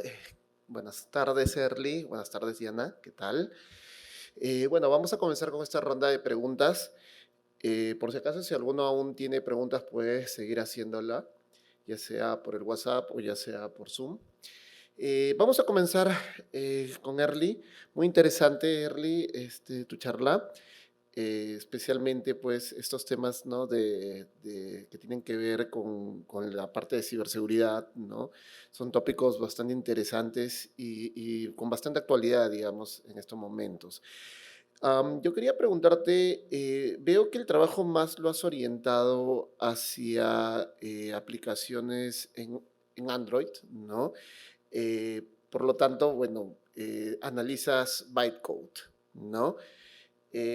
¿Tú consideras que esto, por ejemplo, se puede extrapolar a algún otro tipo de plataformas, como por ejemplo, no necesariamente en bytecode, sino de repente en JavaScript, cuando se comprime el código, ¿se podría aplicar estas mismas técnicas? ¿Tú lo consideras? Sí, o sea, hay un trabajo justo en la tabla que tengo que es sobre desofuscamiento de JavaScript. O sea, también hay literatura referente a eso. Sí, pero más hay sobre aplicaciones en Android. Por eso la mayoría de mis artículos son orientados a buscar en aplicaciones Android, porque también hay más datasets en el mismo. Pero no es exclusivo. Y dentro de tu trabajo, ¿has considerado algún tipo de limitación o de repente algún tipo de caso que podría no estar contemplado dentro de tu trabajo? Solo lo de los falsos positivos es lo único que tengo hasta ahora. Los falsos positivos. Cuando una aplicación benigna es clasificada erróneamente como malware. Debido a esto que a veces puede generar unas llamadas, por ejemplo, si una benigna emplea una llamada fork, la llamada fork es usualmente para la aplicación de malware, podría ser clasificada erróneamente como una aplicación de malware. Eso es lo que justamente estoy viendo para lo que es seminario 1, cómo reducir la tasa de falsos positivos. Y bueno, acá tenemos también otras preguntas. Bueno, pues es una pregunta que se orienta de repente, no sé si has podido revisar en literatura, en sistemas similares a Android. Bueno, me habías comentado JavaScript, pero de repente en iOS, por ejemplo, ¿existen trabajos similares? ¿Hay también nivel de ofuscación de código? En iOS no encontré nada. Encontré para Microsoft, que son macros, para JavaScript y para Android, pero en iOS no. Y también comentaste que consideraste solamente llamadas a sistema, ¿no? No sé si me podrías explicar un poquito más a detalle por qué de esta decisión. El análisis tradicional se enfoca en bytecode. Lo que te da el bytecode son generalmente los permisos. Esto es como un análisis estático y justamente lo que es la ofuscación dificulta lo que es el análisis estático. Por eso yo quiero emplear un análisis dinámico. En el análisis dinámico está principalmente enfocado a lo que son llamadas al sistema. Estas se capturan durante la ejecución del archivo. Y, a ver, creo que hay una última pregunta. Bueno, me comentas que haces un análisis estático. No, No, o sea, yo quiero hacer un análisis dinámico, no estático. quieres hacer, o sea, digamos que Para mi trabajo de seminario. para tu trabajo, ok. Bueno, por el momento esas son las preguntas. Sí, muchas gracias, Erly. De todas formas, si hubiera alguna también te lo vuelvo a comentar. Eh, bueno, ahora procedemos con Diana. ¿Qué tal, Diana? Bueno, hay varias preguntas que se orientan, bueno, este tema de los MOOC'S, ¿no? En los últimos años, pues, ha cobrado bastante también importancia, ¿no? Especialmente como lo comentaste por el tema de la pandemia. Y hay una pregunta bien interesante referente a, no sé si ustedes han visto algún impacto en, por ejemplo, lo que se conoce como la honestidad académica, ¿no? No sé si han visto, revisado algo o han tomado algún tipo de métrica o información de esto. En realidad no, pero sí ya detectamos esa situación y consideramos que sería importante, ya ahora que tenemos, ¿no?, la oportunidad de estar en presencial, en promover con los alumnos esta honestidad académica y pues ya poder tener de alguna manera un control en ello, ¿no? Y no dejar a un lado la capacitación, la educación continua a través de los MOOC'S por el hecho de que estemos en presencial, ¿no? Sino lo contrario, buscar entonces que algo que a lo mejor en el caso por lo menos de nuestra institución lo habíamos tenido pues olvidado, ¿no? Retomarlo, pero pues también con las medidas, con el control, ¿no? Como en este caso de la honestidad académica. Bueno, hay otra consulta referente a lo que es la performance, ¿no? Ya de los estudiantes. ¿Han visto algún tipo de diferencia, digamos, en términos generales con los MOOC'S que con cursos tradicionales? Sí, de hecho, comentamos, ¿no? Nosotros tenemos apenas un mes que iniciamos en presencial en la universidad y bueno, la verdad es que sí tenemos que, pues confesar que el rezago educativo sí se nota en los jóvenes que en algún momento tuvimos oportunidad, ¿no?, de estar con ellos presencial, con los que apenas, ¿no?, se están incorporando, por ejemplo, los de quinto semestre, pues no habían tenido oportunidad para nada de estar en presencial con nosotros. Sin embargo, ya que estamos con ellos en clases, sí se nota que hay algunos alumnos destacados, o más bien que están nivelados. O sea, hay unos que se ve que no estuvieron en contacto con los MOOC'S, que pues no le tomaron la importancia quizás. Queremos hacer esa investigación entre los que desertaron y los que siguieron, pero sí se nota esa diferencia entre los alumnos que terminaron, ¿no?, con los cursos, que no tuvieron ese rezago educativo, con los que pues seguramente no lo terminaron. O sea, de los que estamos seguros es que los que destacan es porque sí terminaron los cursos. Los que no, pues no hemos hecho la investigación si representan esa tasa, ¿no?, de deserción.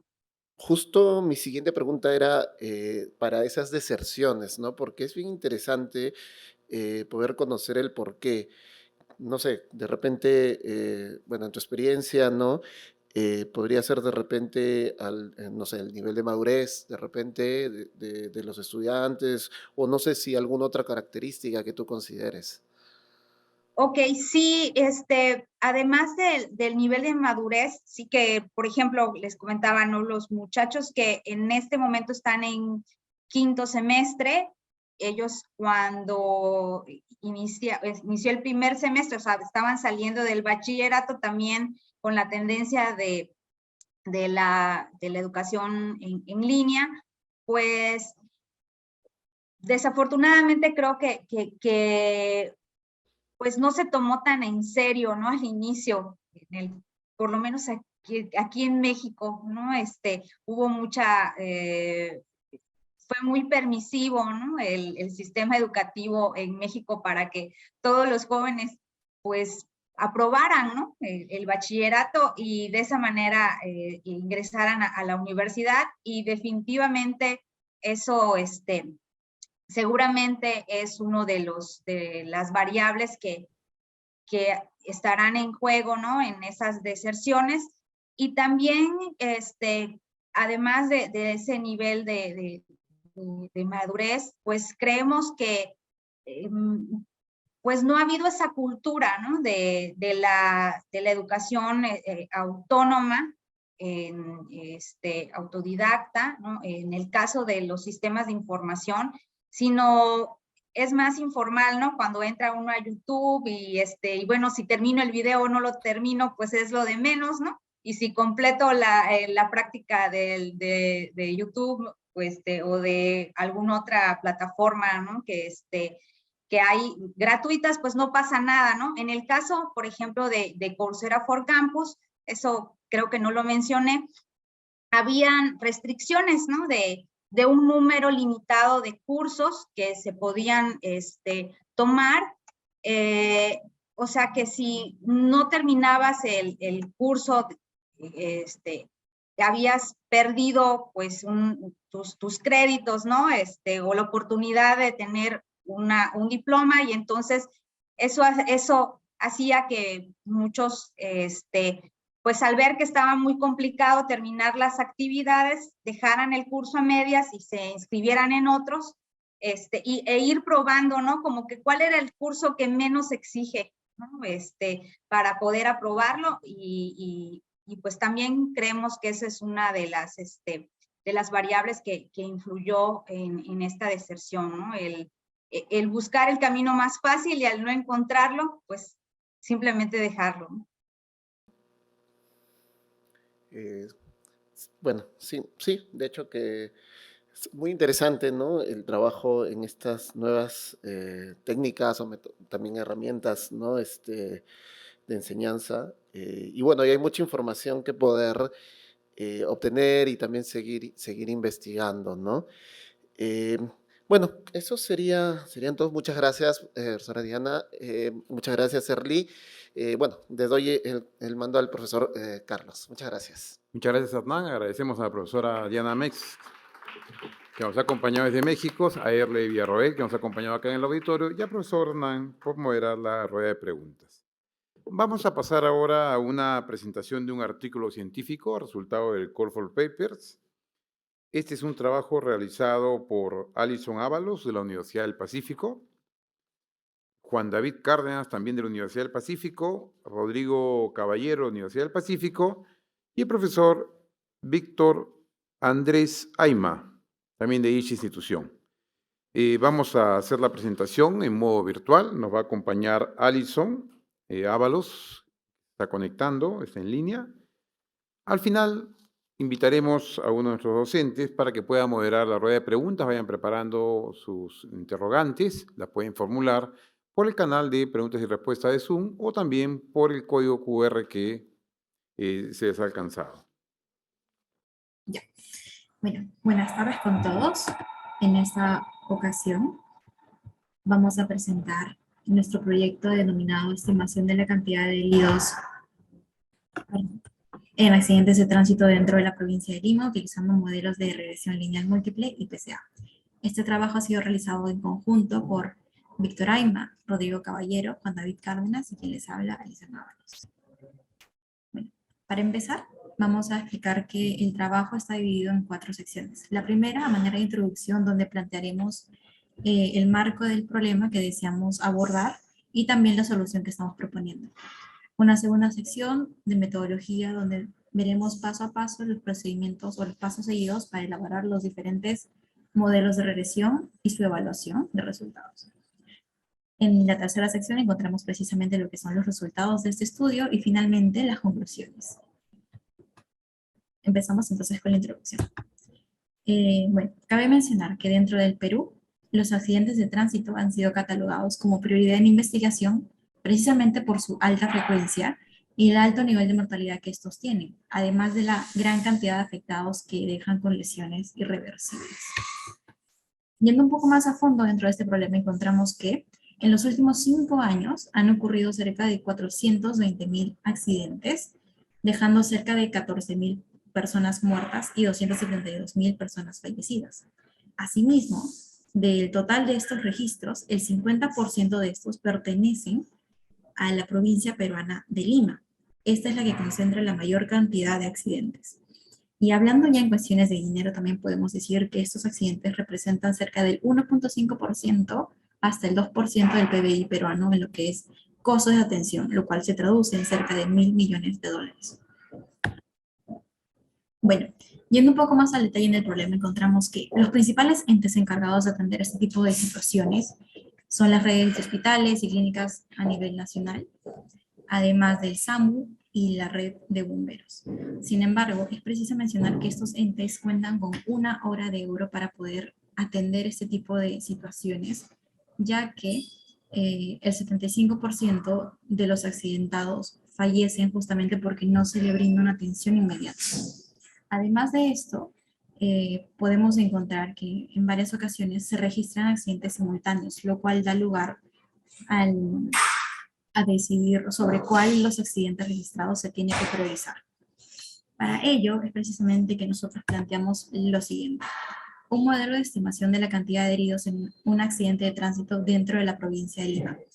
Este modelo justamente lo que busca es brindar información valiosa que nos permita priorizar la atención de aquellos accidentes cuyas condiciones nos permitan maximizar el número de sobrevivientes. Bien, ahora dando paso a la metodología, lo primero que hicimos para realizar este trabajo fue buscar los datos y procesarlos, es decir, seleccionar las columnas que nos interesaban y además incluir alguna u otra variable que nos parecía de interés. A continuación, realizamos 3 distintos modelos para poder estimar la cantidad de heridos. Primero realizamos un modelo considerando todas las variables que consideramos pertinentes, que se explicarán más adelante. También realizamos un modelo sin la variable personas involucradas porque notamos que esta variable era bastante explicativa en el modelo y además podría ser información que no se puede obtener en tiempo real. Entonces queríamos descubrir si es que podría realizarse una regresión sin conocer el número de personas involucradas en un accidente. Finalmente, tratamos de realizar un análisis de componentes principales a fin de reducir el número de variables, ya que al tratar las variables categóricas y otras variables, llegamos a un total de 25 variables. Entonces, a modo de simplificar el modelo, realizamos un análisis de componentes principales y sobre una regresión lineal múltiple. Finalmente, buscamos comparar estos 3 modelos para ver cuál de ellos tenía un mejor grado de ajuste con los datos que habíamos obtenido. Bien, en cuanto a la transformación de los datos, lo primero que hicimos fue descargar la información de la base de datos del INEI de una encuesta sobre las comisarías. Esta base de datos contaba con alrededor de 90 columnas entre descripciones, algunos datos de localización, entre otros, y nosotros nos quedamos con las variables que nos parecían interesantes para el análisis. A continuación, realizamos la selección de las variables de interés, además de la limpieza de datos, es decir, que buscamos que todos estos registros sean adecuados y que no contaran con información incoherente. Y finalmente, como siguiente paso, agregamos una variable llamada día festivo, pues nos pareció interesante evaluar la influencia de los feriados o días no laborables en los que las personas suelen estar fuera de las ciudades o suelen viajar bastante. Entonces queríamos evaluar si es que verdaderamente la fecha catalogada como día festivo influía en la cantidad de heridos en los accidentes de tránsito. Para ellos incluimos una nueva variable que asignaba un valor de 1 a las fechas festivas no laborables en el Perú, como por ejemplo fiestas patrias o Navidad. Luego, las fechas cercanas les asignamos un valor de 0.7 y a medida que se alejaban los días de una fecha festiva, el valor que se le asignaba a esta variable era menor.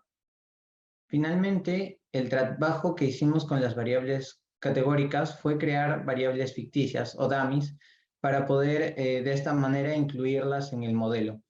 Lo que hicimos fue, por ejemplo, en la variable día de la semana, existen 7 categorías de lunes a domingo. Nosotros creamos 6 nuevas variables y tomamos como referencia el día lunes. En general, con las variables categóricas que trabajamos, realizamos este procedimiento dejando la primera categoría como referencia y creando a continuación una variable por cada categoría.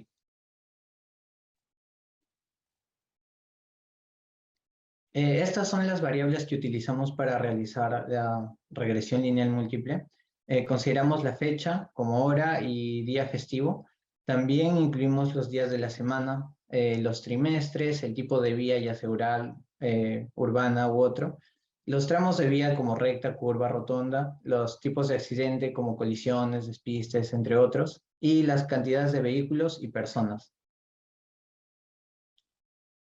Estas variables fueron empleadas para realizar una regresión sobre la cantidad de personas heridas que se podían ver en los accidentes de tránsito y es sobre lo que realizamos la regresión. A continuación pasaremos con los resultados. Bueno, en primer lugar, para evaluar la efectividad de nuestros modelos, utilizamos los siguientes estadísticos. En primer lugar, tenemos el error, el cual puede ayudar a determinar la diferencia entre la variable predicha por nuestra regresión lineal con respecto a las variables reales, y esto en promedio por cada dato. Luego tenemos el R cuadrado, el cual nos permite hallar la variación explicada sobre la variación total, y el R cuadrado ajustado, que permite justamente penalizar la cantidad de variables que estábamos considerando. Siguiente, por favor. Y bueno, acá tenemos los resultados de nuestras regresiones. En primer lugar, tenemos a la mano derecha la tabla de coeficientes con todos los coeficientes sellados, y en la mano izquierda tenemos la tabla de estadísticos mencionadas anteriormente. Bueno, podemos ver en primer lugar, con respecto al modelo completo, que el error es de 0.2639, el R cuadrado es de 0.7677 y el R cuadrado ajustado es de 0.7673. Esto podría ser considerado el mejor modelo con respecto al total, que son los 3. Y bueno, podemos ver en primer lugar que el error, o sea, mientras menos error hay, es mejor. Y el R cuadrado, mientras está más cercano a 1, significa que explica mejor el modelo. Y esto lo podemos ver justamente con el modelo completo. Podemos ver asimismo que la variable de personas involucradas, en efecto, es la más importante acá. Como mencionaba mi compañero, o sea, también habíamos visto que esta variable podría influenciar bastante. Entonces, por ello, decidimos analizar el modelo sin la variable personas involucradas, el cual lo podemos ver en la tercera columna de la tabla de coeficientes. Y tenemos los resultados también en la mano izquierda del modelo sin variables personas involucradas. Podemos ver que, en efecto, el error aumenta considerablemente al punto de volverse 1.03, y el R cuadrado también disminuye, la verdad, considerablemente, a un 0.08 y lo ajustamos 0.0863. Esto significa de que, bueno, inclusive en este modelo se podría decir que una variable importante, considerando que no está la variable personas involucradas, podría ser cantidad de vehículos menores, pero inclusive con esta variable, considerándose, realmente este modelo es bastante inefectivo, ya que esta variable es bastante importante. Realmente tenemos el modelo con los componentes 1 y 2 considerados del total de 4 componentes que sacamos. Limpiar el ruido que hay, digamos, una mayor cantidad de vehículos y la cantidad de personas que existirían. En efecto, este modelo resultó ser un poco más impreciso, bueno, que el modelo completo, ya que su error es mayor por 0.29, el R cuadrado es de 0.73 y el R cuadrado ajustado es 0.7375. Sin embargo, este modelo resulta mejor, mucho mejor incluso, que el modelo sin variables personas involucradas. Bueno, finalmente pasando a lo que son las conclusiones, tenemos las siguientes tres. En primer lugar, demostramos que es posible alcanzar una aproximación que nos brinde información útil acerca del número de heridos en un accidente y de esta manera nos ayuda a tomar mejores decisiones como una primera fuente de aproximación.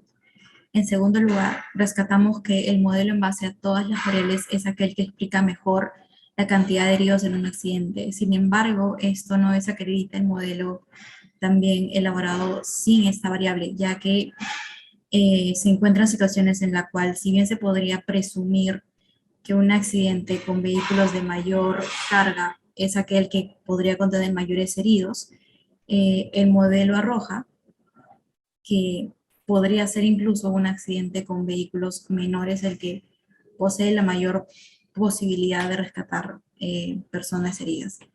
Y finalmente, también proponemos, como este es un trabajo en progreso o una investigación en progreso, emplear otros métodos para poder reducir variables y el error que hemos alcanzado, ya sea machine learning u otras aplicaciones estadísticas.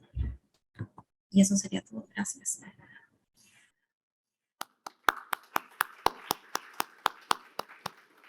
Muy bien, agradecemos la presentación de Alisson, Juan y Rodrigo. Les pedimos que por favor se mantengan en línea e invitamos al doctor Hernán Nina para que nos acompañe en la moderación de las preguntas. Doctor, por favor, si puede unirse a la mesa.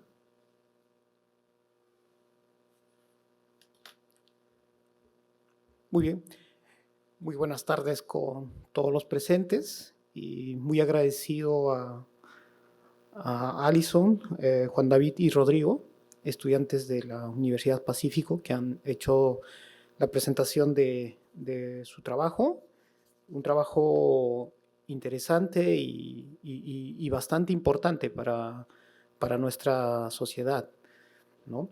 El hecho de poder salvar vidas humanas es prácticamente un valor incalculable en nuestra sociedad, ¿no? Bien, yo quisiera invitar al público también a que puedan realizar sus preguntas, ya sea por el WhatsApp o por el Zoom, ¿no? Bueno, podemos empezar con una pregunta. Nos parece que en este tipo de estudios es bastante importante la calidad de los datos, ¿no?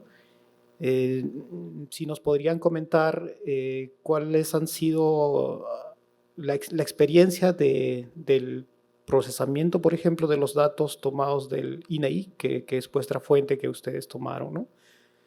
Si nos podrían contar esa experiencia. La verdad estaban bastante bien definidos, contaban con un diccionario que nos permitió entender claramente lo que se contenía en la base de datos. Sin embargo, también la información no era completamente adecuada, no era tan fácil de trabajar directamente. Tuvimos una etapa de preprocesamiento bastante trabajosa, ya que habían algunos campos que estaban incompletos, que tenían descripciones sin mucho sentido, habían algunas inconsistencias en cuanto a fechas. Así que por ese lado tuvimos que realizar un preprocesamiento bastante cuidadoso para que podamos realizar una buena estimación. Pero en general la estructura en la que se almacenaron los datos era buena y era fácil de extraer la información de ahí. Sin embargo, lo que contenía la base de datos no estaba todavía lista para ser empleado con facilidad. Claro, tal vez ahí añadiendo a lo que nos comenta Juan David, cabe mencionar que esta base del INEI contenía también información no solo de la provincia de Lima, sino de varias provincias. Entonces, por ese lado también habría que realizar ciertos filtros y además de ello, algunos códigos de ubigeo. Sí, bueno, precisamente, algunos de estos datos se encontraban básicamente en códigos de ubigeo. Entonces, por ese lado también había que hacer un pequeño cruce para identificar a qué provincias exactamente se hacía referencia con tales códigos. Y como mencionaba, eran cerca de 90 columnas, las cuales tuvimos que reducir, mejor dicho, agrupar de alguna manera en otro tipo de variables, ¿no? Muy bien. Sí, realmente es un trabajo, el tratamiento de los datos para que también los resultados sean de calidad y aproximaciones, ¿no?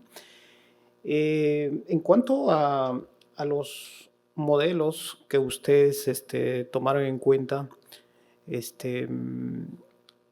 mencionaron ustedes que había una diversidad de modelos que podrían aplicarlo. La pregunta sería, ¿por qué tomaron la regresión lineal múltiple frente a otras alternativas? ¿Qué características importantes ustedes vieron en este modelo estadístico? Bueno, podríamos empezar por el hecho de que es un modelo que logra capturar la esencia, o mejor dicho, la influencia de no solo una variable, sino de varias. Y en este caso contábamos con cerca de 26 a 27 variables que influían en este modelo. Entonces, empezando por ahí, por esa razón decidimos escoger justamente esto de regresión lineal múltiple. Adicional a ello, bueno, también tomar en cuenta de que este es un trabajo realizado en un curso de la universidad. Entonces, también era de alguna forma necesario hacer uso de esta herramienta. Sin embargo, como este es un trabajo en progreso, estamos dispuestos a seguir investigando y hacer uso de otras herramientas que tal vez puedan sernos de mayor utilidad, ¿no? Sí, además podemos añadir que este modelo era sencillo de implementar y nos permitía realizar una primera aproximación de manera fácil, y también que nos permitía incorporar tanto variables categóricas como métricas. Muy bien. Tenemos una pregunta del público, la hace Alejandro José Silva. Indica con cuál porcentaje de estimación se calculó el número de componentes de PCA. Entonces, para empezar, el PSA, bueno, como le comentaba, teníamos cerca de 26 o 27 variables, que eran en verdad demasiadas para la herramienta informática que estábamos usando para procesar todos esos datos, que en este caso era MATLAB, entonces no nos permitía llegar a tal cantidad de variables. Por lo cual vimos en el uso del PSA una oportunidad para poder precisamente reducir estas variables, pero especialmente las métricas. Sin embargo, las variables métricas con las que contábamos eran únicamente 4. Entonces, en verdad, tampoco es que podíamos reducir demasiado, pero esa es la razón fundamental para la cual decidimos usar este PCA, ¿no? Tratar de reducir las variables con las cuales estábamos trabajando para poder luego ingresarlos a MATLAB y poder correr el modelo. Ok. Bien, tenemos otra pregunta. Lo que nos indican es, en caso un resultado de aproximación sea erróneamente imposible, ¿no? ¿Cuál sería el proceso de arreglo que ustedes plantearían según a esta aproximación que han realizado? Bueno, con respecto a ello, no usamos un conjunto de validación porque no se ajustaba al foco de estudio. Perfecto. Sí, pues efectivamente lo que se está produciendo es un ajuste, ¿no? O sea, tratar de que ustedes alcancen un modelo que se orienta al tema de la realidad. Tengo otra consulta. Dice,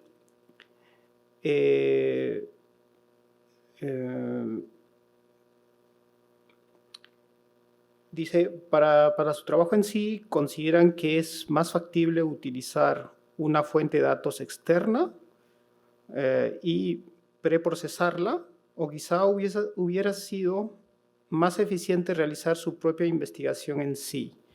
¿Y por qué? Bueno, para responder esa pregunta, bueno, tenemos que considerar que la fuente de datos que trajimos fue la del INEI, y ahí había un registro de accidentes de tránsito y con todas las características que consideramos necesario para poder hallar esta regresión. Bueno, si tuviéramos algún otro modo de poder sacar tantos accidentes y tantos datos, en efecto se podría usar, pero esencialmente fue porque encontramos esa base de datos interesante para poder aplicarlo a nuestro estudio. Bueno, adicional a la respuesta de Rodrigo, o sea, podríamos comentar que al ser, bueno, en general, para realizar cualquier trabajo de investigación, demanda un esfuerzo económico y también de tiempo. Entonces, realizar el registro de esos accidentes por nuestra cuenta, como equipo, habría sido un trabajo bastante, por no decir imposible, ¿no? Esta información creo que es mucho más factible obtenerla por medio de fuentes institucionales como es el INEI, que cuentan con mucho más recursos para poder recolectar esta data, cuestión que por nuestro lado, siendo nosotros 4 personas y aún contratando tal vez un equipo que les pueda ayudar, sería muy, muy difícil. Entonces, definitivamente contar con la información de la base del INEI ha sido más sencillo, más factible. Por supuesto, ¿no? Si están, poder distribuir tal vez un equipo de, bueno, personas que recopilen la información en distintos hospitales, sí, es una logística muy, muy grande, ¿no? Y bueno, es una buena alternativa esto del INEI, pero lo explicaron ustedes en cuanto al procesamiento que le dieron, y es una alternativa interesante. Tal vez nos pueden comentar un poco más, digamos, de los trabajos futuros, digamos, en realidad, al momento de realizar la presentación, sí tenemos bastantes expectativas de este trabajo. No sé cuáles son sus planes, digamos, a futuro de este trabajo, ¿no? Tal vez más adelante realizar un convenio con alguna entidad del Estado y realmente poder hacer realidad este trabajo. Bueno, para empezar, creo que todavía tenemos un trabajo bastante interesante en cuanto a analizar los datos, ya que esta primera aproximación es bastante útil. Sin embargo, la información que encontramos también se presta para realizar o utilizar otras técnicas y poder realizar o obtener alguna información más valiosa. Creo que por ese lado sería un primer paso muy importante. Y en cuanto a las asociaciones con alguna institución, es algo que aún no hemos evaluado, pero sería bastante grato por nuestra parte poder apoyar de esa manera. Muy bien, esas serían todas las preguntas. Quiero aprovechar para poderlos felicitar, digamos, en esta etapa universitaria, ustedes dedicándose a la investigación es algo muy, muy significativo, ¿no? Para nuestra sociedad, y muy agradecido nuevamente por vuestro trabajo. Muchas gracias. Gracias. Efectivamente, agradecemos la presentación de Alisson, de Juan y de Rodrigo, así como la moderación del doctor Hernán. Y a continuación vamos a pasar a un breve receso de 30 minutos, a la vuelta de lo cual tenemos 2 actividades bastante importantes e interesantes por demás. Una de ellas es el panel Venciendo desafíos para la inclusión de mujeres en STEM, en Science, Technology, Engineering and Math, el proyecto Ellas. Y también tenemos una ponencia magistral, Lenguajes y modelos subyacentes a los gráficos de conocimiento. ¿Sí? Los esperamos. Gracias.